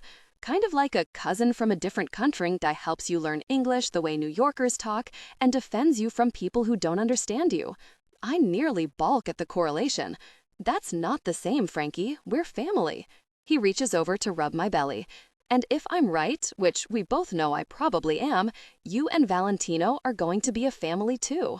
I'm not saying roll out the red carpet for him to come blow another door off the hinges. I'm saying just let him know. You can even tell him that you're staying here to keep away from the New York drama with that other mob boss. But if you don't want to tell him because you feel it's too dangerous, I'll respect that too. I don't like it, but I'll respect it. Thank you, Frankie. I'm going to tell him. Shit, my phone's been switched off. Frankie shakes his head. Don't do that. Valentino Barrone is the C.O. motherfucking O of Barton Security. You can reach him if you want to. If it truly is a matter of safety, you know he's one of the best on this planet to do that. Shit, we should have talked to him before we came out here to Pilsner. He would have followed us, and there would probably be drones circling. And the man wants to keep you safe. The man wants to love you. But I get it that too much, too fast doesn't seem real. I'm not one to talk, but I got your back no matter what you want to do. And just like that, my world changed again. Frankie doesn't stay in Pilsner too long, a few weeks at the most, before he hits the road for more urban pastures. Country living isn't the peace he's looking for. We speak often, and as the weeks turn into months, I can't ignore the changes happening to my body. Life isn't hard, but it's not the easiest being alone, and I want to go back to New York. The people out here are friendly, but I don't consider anyone a friend, truthfully. I'm cordial and smile every day as people offer to do the most menial tasks once they see my pregnancy showing. Again, grateful for the kindness, but deeply missing real friendships. I didn't have many friends in New York, but Frankie, my parents, hell, even Patty, all had their roles in my life. Meeting Valentino, I could have easily made friends with his sister. That's where our relationship was heading before I left him that letter. I worry about him, think about him, wonder how he's doing. Every time I pick up the phone to call him or text, I put it down. Now, with the 8 months that have gone by, it seems ridiculous to just call him out of the blue for casual chit-chat. What would I say to him? Sorry I split, oh, and by the way, I'm having your baby. Sorry I didn't tell you, but I was scared. The mob boss who tried to have me kidnapped would find out I wasn't really dead. Now, Caputo can try to kill me and your baby. So how's things? The words sound just as ridiculous out loud as they do in my head. The fluttering motion of a jab from the inside of my body reminds me that I'm not alone. I take several deep breaths, rubbing my stomach to ease our little baby girl's frantic movements. She doesn't care. I imagine I'd be fed up too if someone tried keeping me in a space the size of a mailbox. I'm barely to the 34-week mark in my pregnancy when my phone rings. A video chat from the only person in the world who knows I'm alive and pregnant with Don Valentino Barrone's baby. Hey, hey, hey! Frankie's excitement is contagious. Guess where I am? He pans the phone around, and at first I have no idea until I spot the infamous pot holders and matching olive oil canisters. When did you get back? I ask him. A few weeks ago. It was such a pain in the ass trying to get Jake to get the fuck out of here. I almost had to take him to court. But when I told him that my cousin is married to the mob, he didn't even blink. He moved out in the middle of the night. Wow, married to the mob? Sorry, love, you gotta use what you got. And you're all I've got. I need you to come back home. I am home, I tell him, waving to the humid living room around me. No, you know what I mean. Come back to the city. No one's even talking about Mafia stuff, and that icky feeling of having someone follow me around is gone. I really think they've all forgotten about you. The news cycle is literally 15 minutes. Besides, aren't you ready to pop that baby out? Come home. Stay with me. I'll do the room up real nice for you and the baby. You can get a bunch of those single-parent benefits and help me with bills and whatnot until I get back to lead dancer at Zalo's. How about I come for a visit because I miss pizza and the smell of fresh cement mixing with the stench of New York City rush hour every morning? Whatever gets your pretty little ass up here, Leah. Just come, okay? I have a surprise for you too, so don't freak out and have your water break. I'm trying to prepare you, he laughs. Okay, I'm prepared. What's the surprise? I ask him. I bought you something that you're going to need, and that's all I'm going to say. Do you want to fly, drive, or what? I'll pay for your tickets. The train is actually closest to me. Frankie gets all the details and arranges everything for me to make a quick visit to New York before I have this baby. I don't remember the last time I was this excited about anything, but going back to a city where a gangster ruined my life? It's funny though, a gangster saved my life too. I wonder if I can see Valentino. Fuck. Shit. Nope, I can't. I still haven't told him about this baby.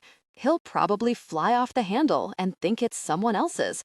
Like I've been fucking around and finding out all the spectacular ways sex can change my life after fleeing the city I love. What if this is a mistake? I can't worry about that. I'm not happy in Pilsner. Even if I need a quick dive into the cesspool of New York as a reminder of why it's not the place for me to be, I'll take it, just to have a glimpse of joy again. Pilsner is fine for regular people with regular lives that like to stick to their routine. The crazy thing about that is, that's what I want. I just want to be back home in New York. I pack my bags and spend the next few days wondering if I'm going to accidentally run into Valentino. I absolutely won't.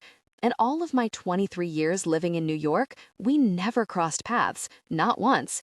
So we definitely won't bump into each other at a coffee spot or restaurant. I'm counting on that. 22. Valentino Oscar Barrone sits at a table in the backyard of his massive Staten Island home that sits on the edge of a small lake. There are 4 other homes that share access to it, and a large gate wraps around the entire block that can likely fit 10 apartment buildings in the space. The cast around my arm and hand is finally off after weeks of recovery. The bruises on my face are long gone and haven't returned in a while. For 3 months, I went back and forth from King's to Cedar Bailey Hospital. There's a woman that Dimitri uses, Twyla. She's massive and isn't squeamish of the sounds of bones breaking. She takes a great deal of joy in what she does. I used to take joy in having her inflict that kind of pain on me. It took me 3 months to figure out my heart wasn't in it anymore. I kept going back for more, hoping the outcome would change. I miss Leah. I understand her choice, and I understand her leaving, but I just wish she wouldn't have left me. If you're gonna sulk all fucking day, go home, Valley, my father says, his gruff voice cutting into my thoughts. I'm not sulking, Pop, I tell him. Oscar Barrone looks like me, 30 years older with a horseshoe balding pattern across his head. He weighs a bit more and hovers around my height as he puffs on a cigar while we sit outside, watching turtles play in the pond. This is his life as a retired Don. He's never really out of the life. He just deals with older guys who aren't in, but wish they still could be. This is a young man's game. Even though I feel my age now and then, it doesn't help that my body doesn't heal back to 100% like it did in my 20s. You are sulking. Are you still nursing that broken heart like you're nursing that beer? If you're not drinking it, don't waste it. Pass it here, he says with a chuckle. I slide the beer across the table, just as his wife, Shayla, and Cecilia come out to join us. Shayla walks around the table toward me, leaning down, and she hugs me. Don't baby him, he's Frankie, Pop argues while drinking my beer. How are you holding up, Valentino? She asks me with a warm smile. I'm good, Ma, I swear, I tell her, and hold up my arm to show the cast is off. Good. You hungry? I cooked. You always cook, I laugh. But yeah, I can eat. Armand's on his way too. Good. That means nothing will go to waste. Shayla grins as she turns to grab food off an outdoor kitchen setup. There's a tiled island with a built-in grill and pizza oven that I'm sure they never use. She begins setting down tray after tray of food, and I can't imagine how many people she thought she was feeding. However, I notice something's going on between the 3 of them. Cecilia, her mother, and my father are all communicating with their eyes, with Cecilia stealing a glance at me every so often. What is it? I ask them. Nothing, sweetie, Shayla replies too quickly. Y'all are conspiring about something. Spit it out. My words are laced with warning because I will leave if they spring an unwanted surprise on me. We have someone coming over, Shayla blurts out. Oh, for the love of Christ! Shay, I told you to stop babying him. Hera's coming. There, it's out in the open. I'm sorry we didn't tell you earlier, but she's coming, Pop spits out with exasperation. I can feel a twitch under my eye that makes me want to hit something. Why? It's the only word I can think of. She's in a bind and needs some help. Shayla's voice leaves so much context out. Cecilia rolls her eyes and she's clearly not on board, but she didn't warn me either. So help her and leave me out of it, I tell them. If you want to let that vampire vulture sink her teeth into your sanity, that's on you. Leave me out of it. Valentino. The strictness in Shayla's voice is one I haven't heard since my teenage years. She's the mother I want, the only one I've ever needed, and letting that biological sack of shit into this place of tranquility irritates me. However, I won't disrespect Shayla. Yes, Ma. She's a broken woman who's made some bad choices in her life. Please, just hear her out, okay?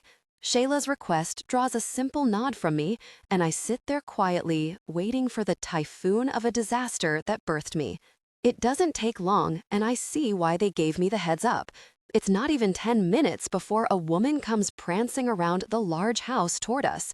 She's in skin-tight pants and obnoxiously loud print designer blouse, smoking a cigarette from one of those long cigarette holders. Cecilia's had enough. Oh, for crying out fucking loud, I'm not sitting through this shit. She storms off, and I should follow her, but Hera will follow the both of us like a black cloud if I'm the one she's here to see. She's not just in a bind. If I'm here, she wants money. Oh my goodness, would you look at my sonny boy all grown up and so handsome? Hera squeals as she sachets her way over to the table. Pop growls and sips his beer, turning his back to the Hera. Come on, Valentino, come give your mother a hug or something. Hera opens her arms wide, and I push myself up from the table. I deliberately walk over to Shayla and wrap my arms around her, kissing her on the side of the temple. What the fuck do you want? I snarl at the woman. I told Leah the short version, but the long one starts when the woman who brought me into this world walked out on me. She abandoned her son, her husband, left us, and there was no pain painful enough to erase what she's done to me. I despise her and love Shayla even more because she truly believes Hera can be a decent person. I know better. Is that how you talk to your mother? Hera asks. No, it's not, but it's how I talk to you. You've manipulated your way onto this property to get a meeting with me. Next time, make an appointment at the office, I tell her, walking over to the cooler. This time, I grab a beer and gulp it down. I grin at my security measures in place, protecting my peace and sanity. Then, Hera continues, I even tried giving a fake name, but when I showed up for the appointment, security practically tackled me and escorted me out of the building. So, as you can see, I had to seek alternative methods. No, that means give up. That means I don't want to see you. You know what that sounds like? That sounds like exactly what you said to your 10-year-old son who caught 3 Greyhound buses to find you in Chicago, living with another family that you've had the entire time. That sounds like the doorman of that Chicago high-rise escorting me out of the building and then threatening to break my kneecaps if I ever bothered Mrs. Catania ever again. I'm sorry, Valley, Hera says. Before she can say anything else, I hurl the beer bottle at the tiled island, shattering it and scaring everyone but my father. He's indifferent to my temper, and rightfully so. Shayla gets up to clean it, and I hold my hand up to stop her. Don't. I'll do it. Hera, don't you dare call me that. You need to leave. I don't have anything for you. Please, Don Barrone, I'm begging you. This is La Familia business, not just family business. Hera pleads, and I stop moving toward the mess I just made. What are you talking about? I ask her. Hera shrinks away as she mumbles the words. I need money and a favor.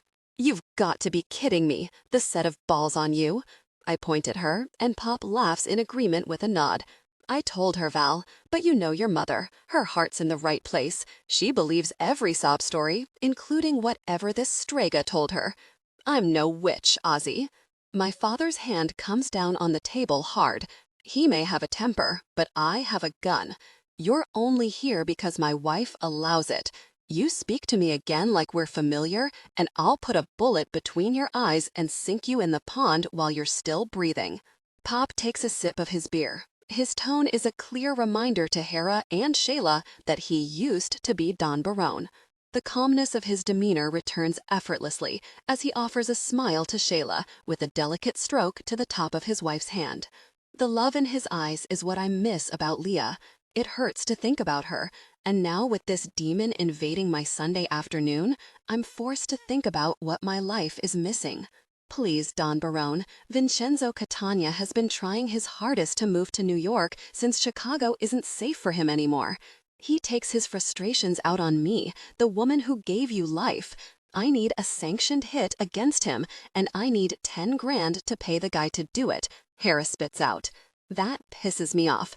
I can't stop myself from gripping Hera by her arm, pulling her out of her seat. Shayla speaks up immediately. Valentino, no! I hold my hand up and pat her down to see if she's wearing a wire. Not only have you violated this household, but you've solicited me to pay for a contract killing against a made man? Are you fucking delusional? I ask Hera. Get the fuck out of here. Out of my sight. You stay away from Shayla, Cecilia, Pop, and me, and anyone related to me. Get the fuck out. Now. I barely recognize the boom of my own voice kicking Hera off the property. Hera shaking with fear as her face reddens with tears before she turns to leave.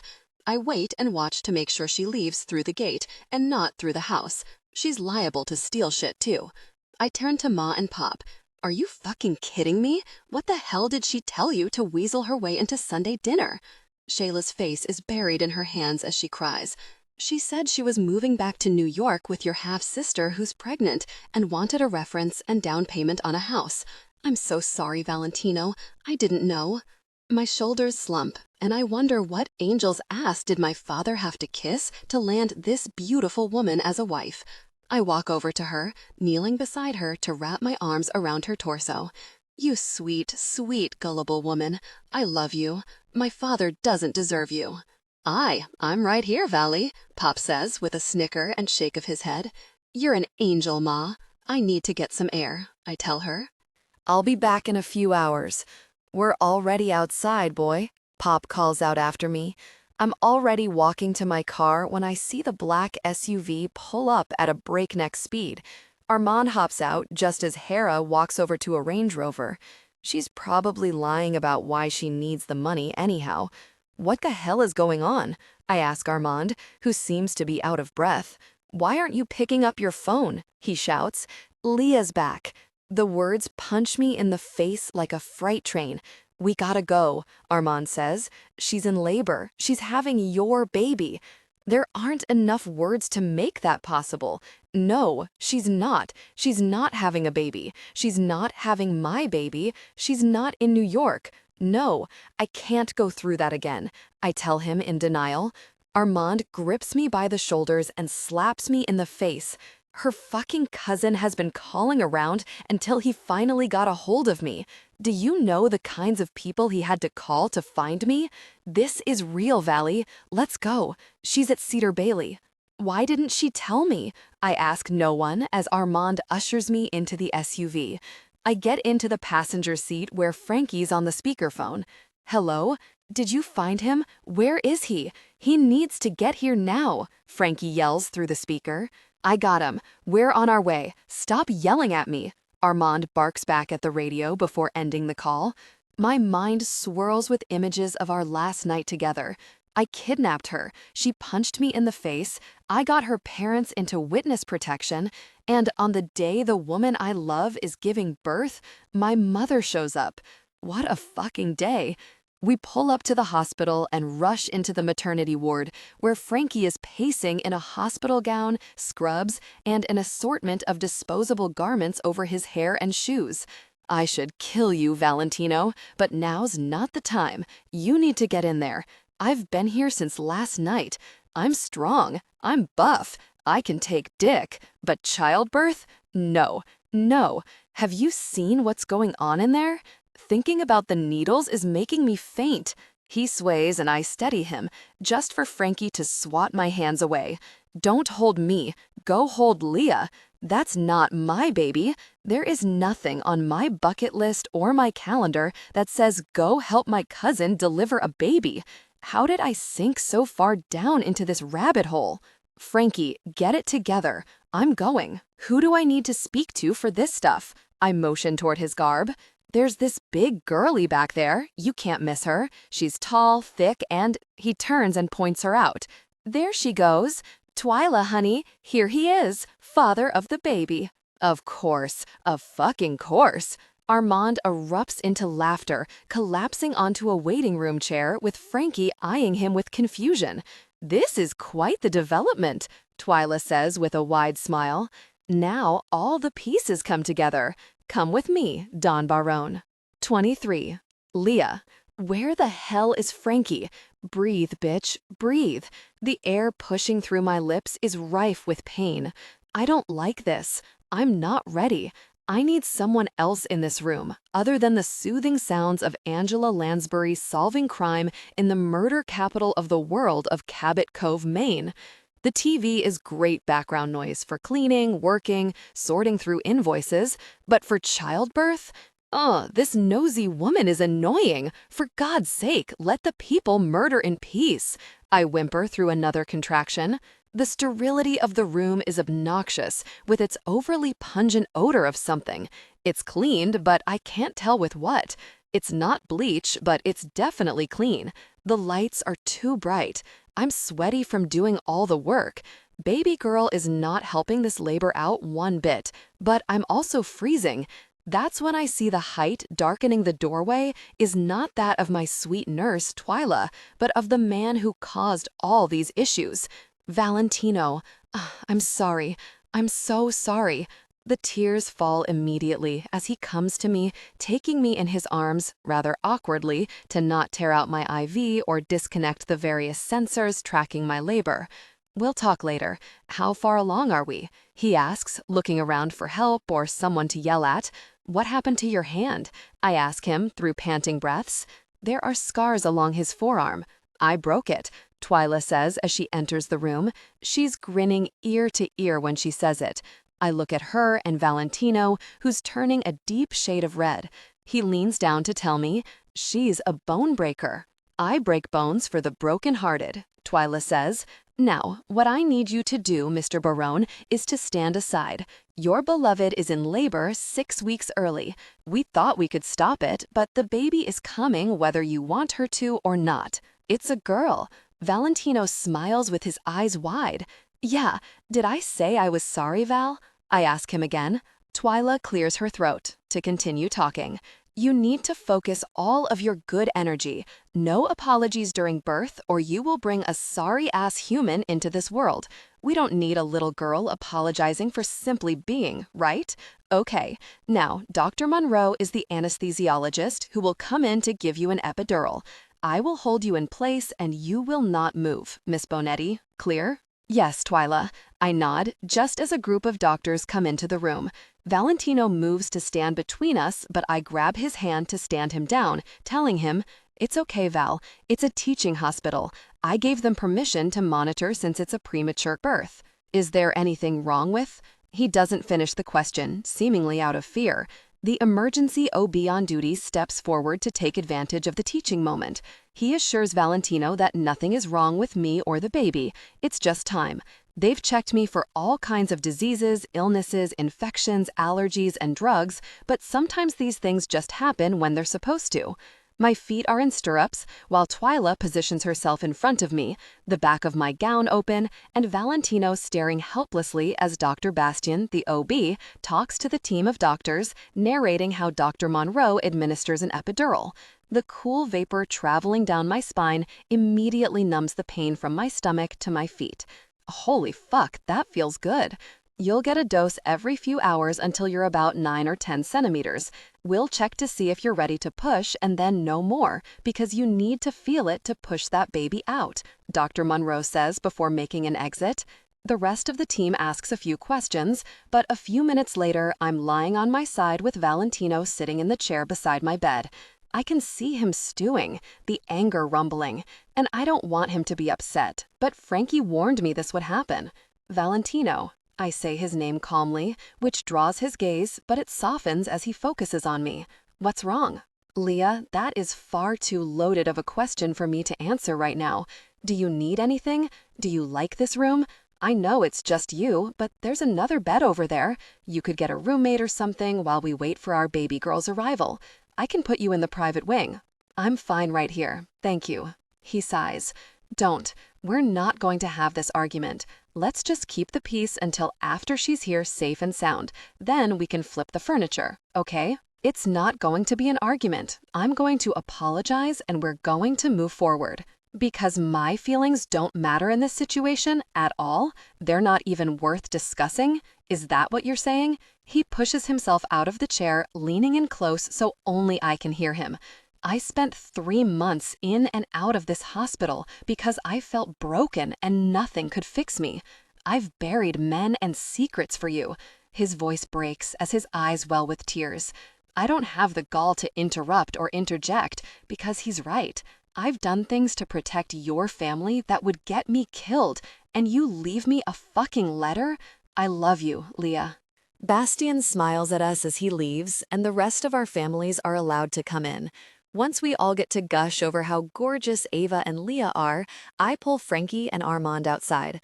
We have 2 days to get this done, I tell them. Get what done? Frankie says and leans in close. Are we gonna, whack your mother? Armand bursts into laughter.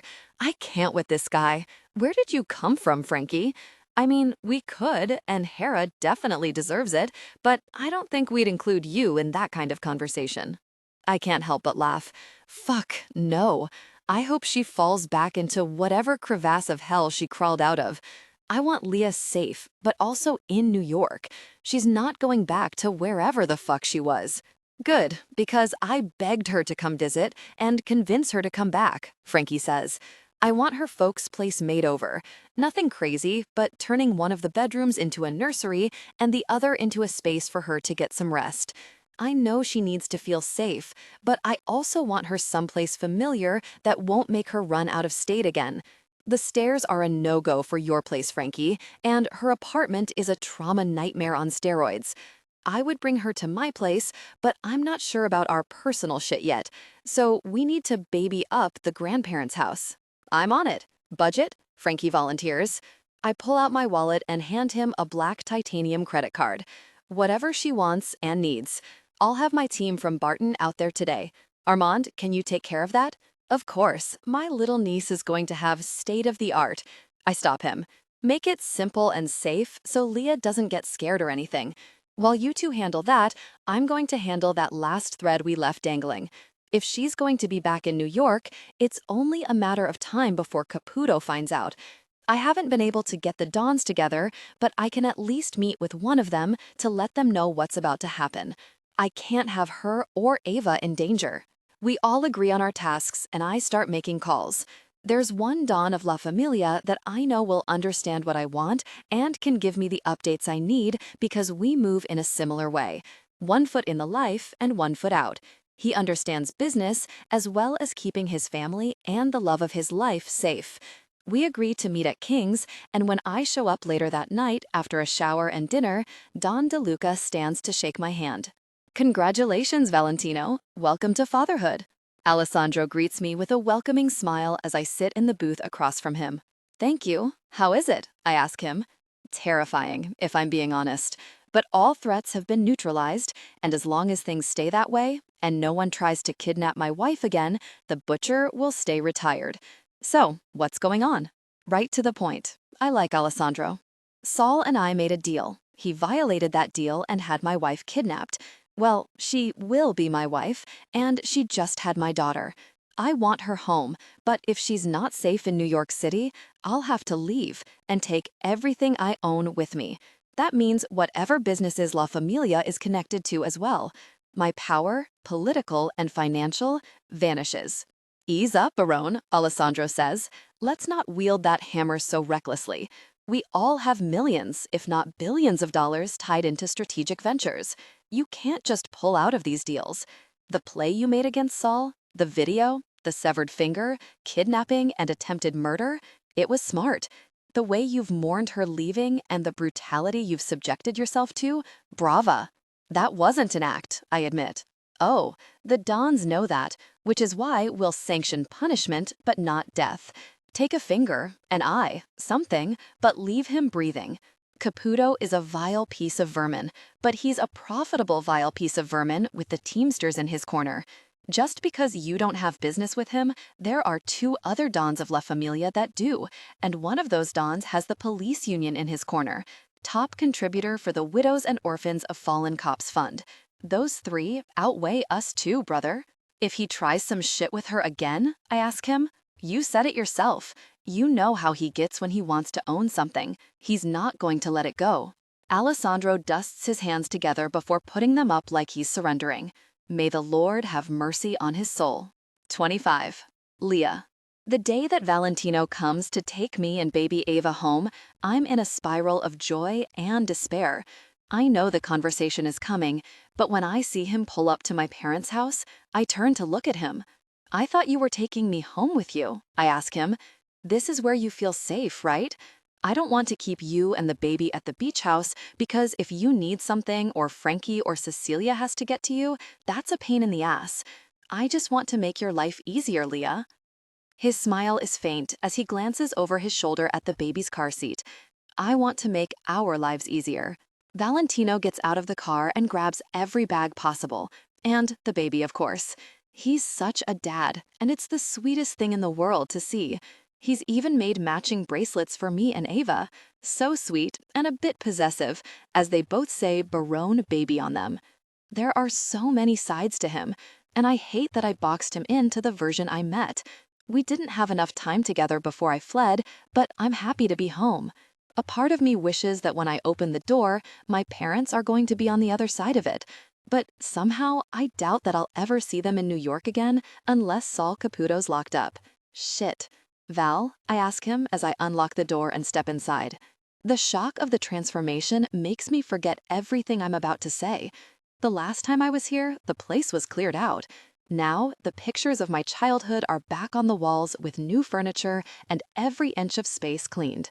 New pictures are hanging from the photographer at the hospital, some of when Frankie came to visit me in Pilsner, and one of Valentino and I deeply in love staring at Ava. Tears fall from my eyes as Valentino takes me through the refurbished home.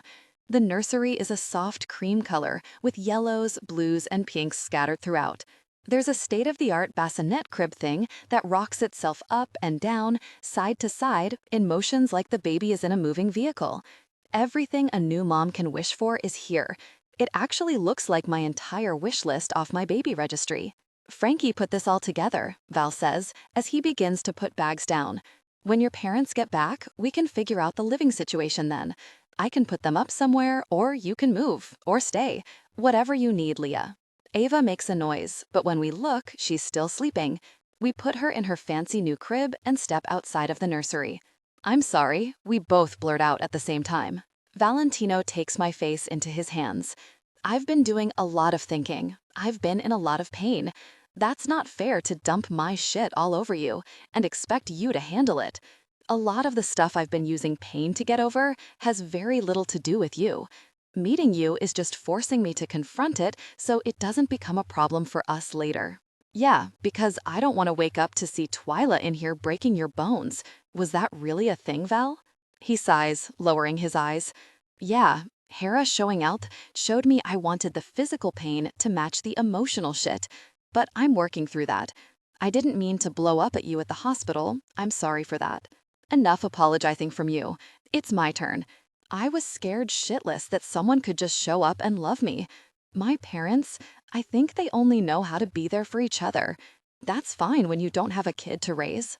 I want him punished, Armande, not his chick. I tell him as we sit in the car far enough away to remain out of sight, but still keeping the shop in view.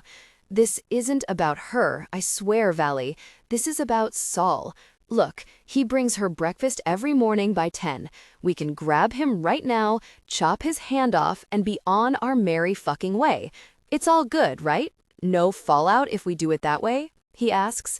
Alessandro said that's what La Familia agreed on. That means there won't be any fallout from the other Dons. They can't speak for Saul, and I know that piece of shit is going to do something stupid. He's not going to get away with everything that he's done to Leah, her family, and who knows how many other businesses like them. We're going to need a street sweeper for the goons that will come after us if we take his hand, aren't we? Armande levels, his eyes fixated on the door of the salon. I tip my head up and down.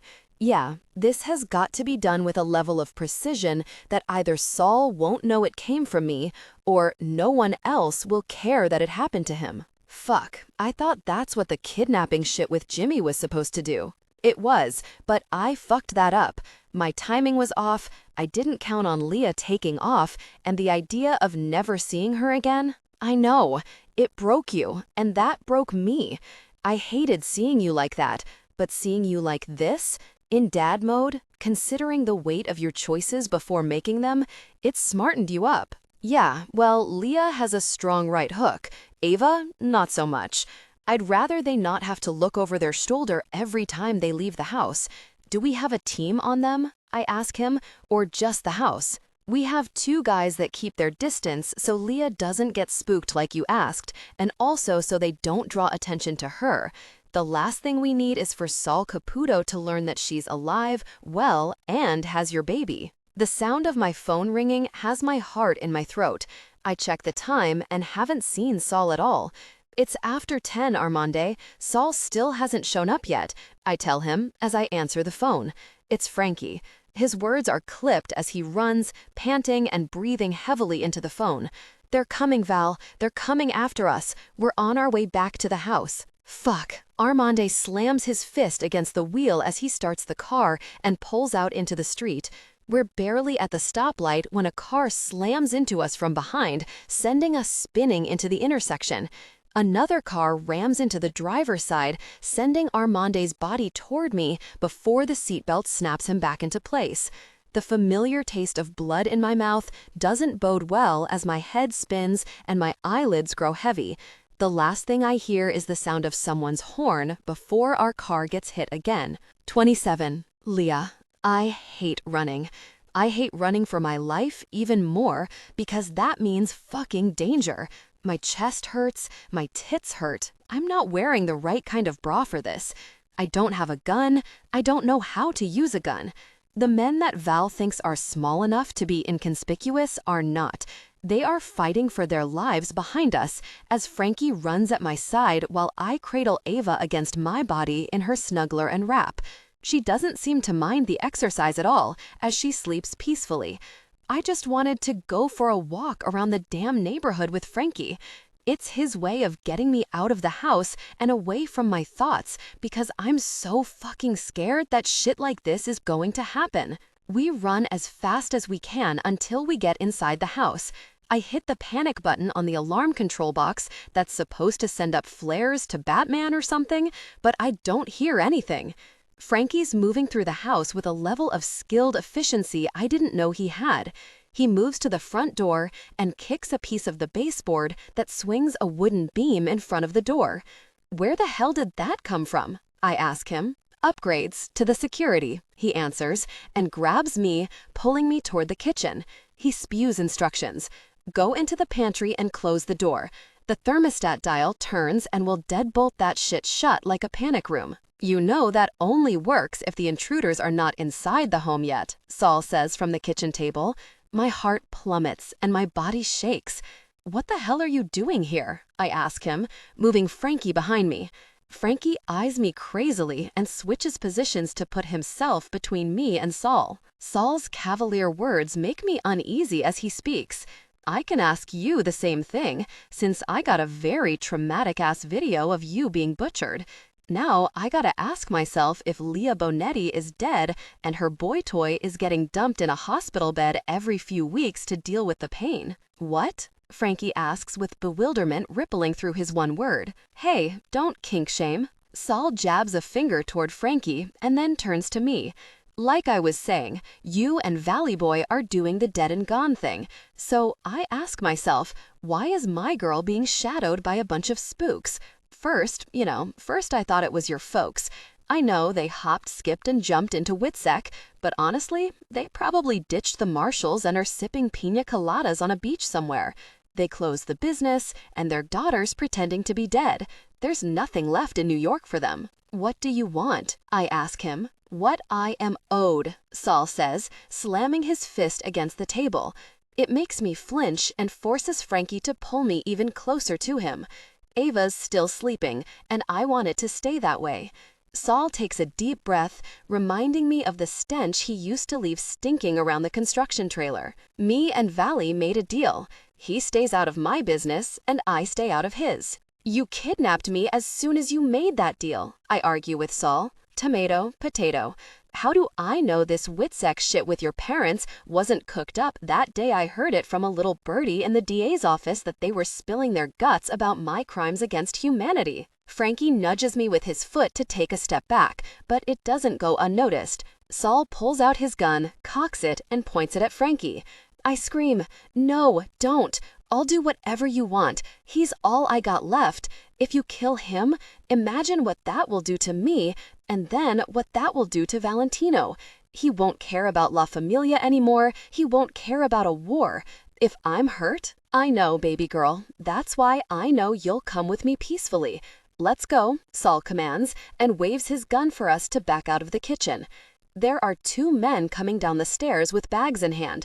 What are you guys doing up there? What is that? Put that stuff back, I stammer with tears in my eyes. Shh, shh, Saul says. You'll wake the baby. We cannot put that stuff back because you have a newborn. I know a thing or two about babies. They need a lot of shit. They eat a lot of shit. So we're packing you all up for a nice little trip. We're not going far, and by the time Valentino gets here, it will be too late to do anything to stop me. So come quietly, Leah. If you don't, I will put a bullet in your cousin's head and then one in your leg and carry you out. Fuck a war. La Familia sanctioned that asshole getting revenge on me. Fuck them and fuck their rules. Let's go. Saul leads us to the front door and snickers at the beam in front of it. I'm not going to lie. This is some cool shit. I gotta get Barton to come do security at all my clubs if he can do this shit for a house. Fucking psychopath, I mumble. Saul spins around so quickly, I stumble back into the goon behind me. Beads of moisture fly from his mouth as he snarls. I am not, and you don't have the education to diagnose me. Now move, cunt, before I change my mind about being nice. Oh yeah, Frankie, tell her baby daddy that the price has gone up. I want 20 mil by the end of business.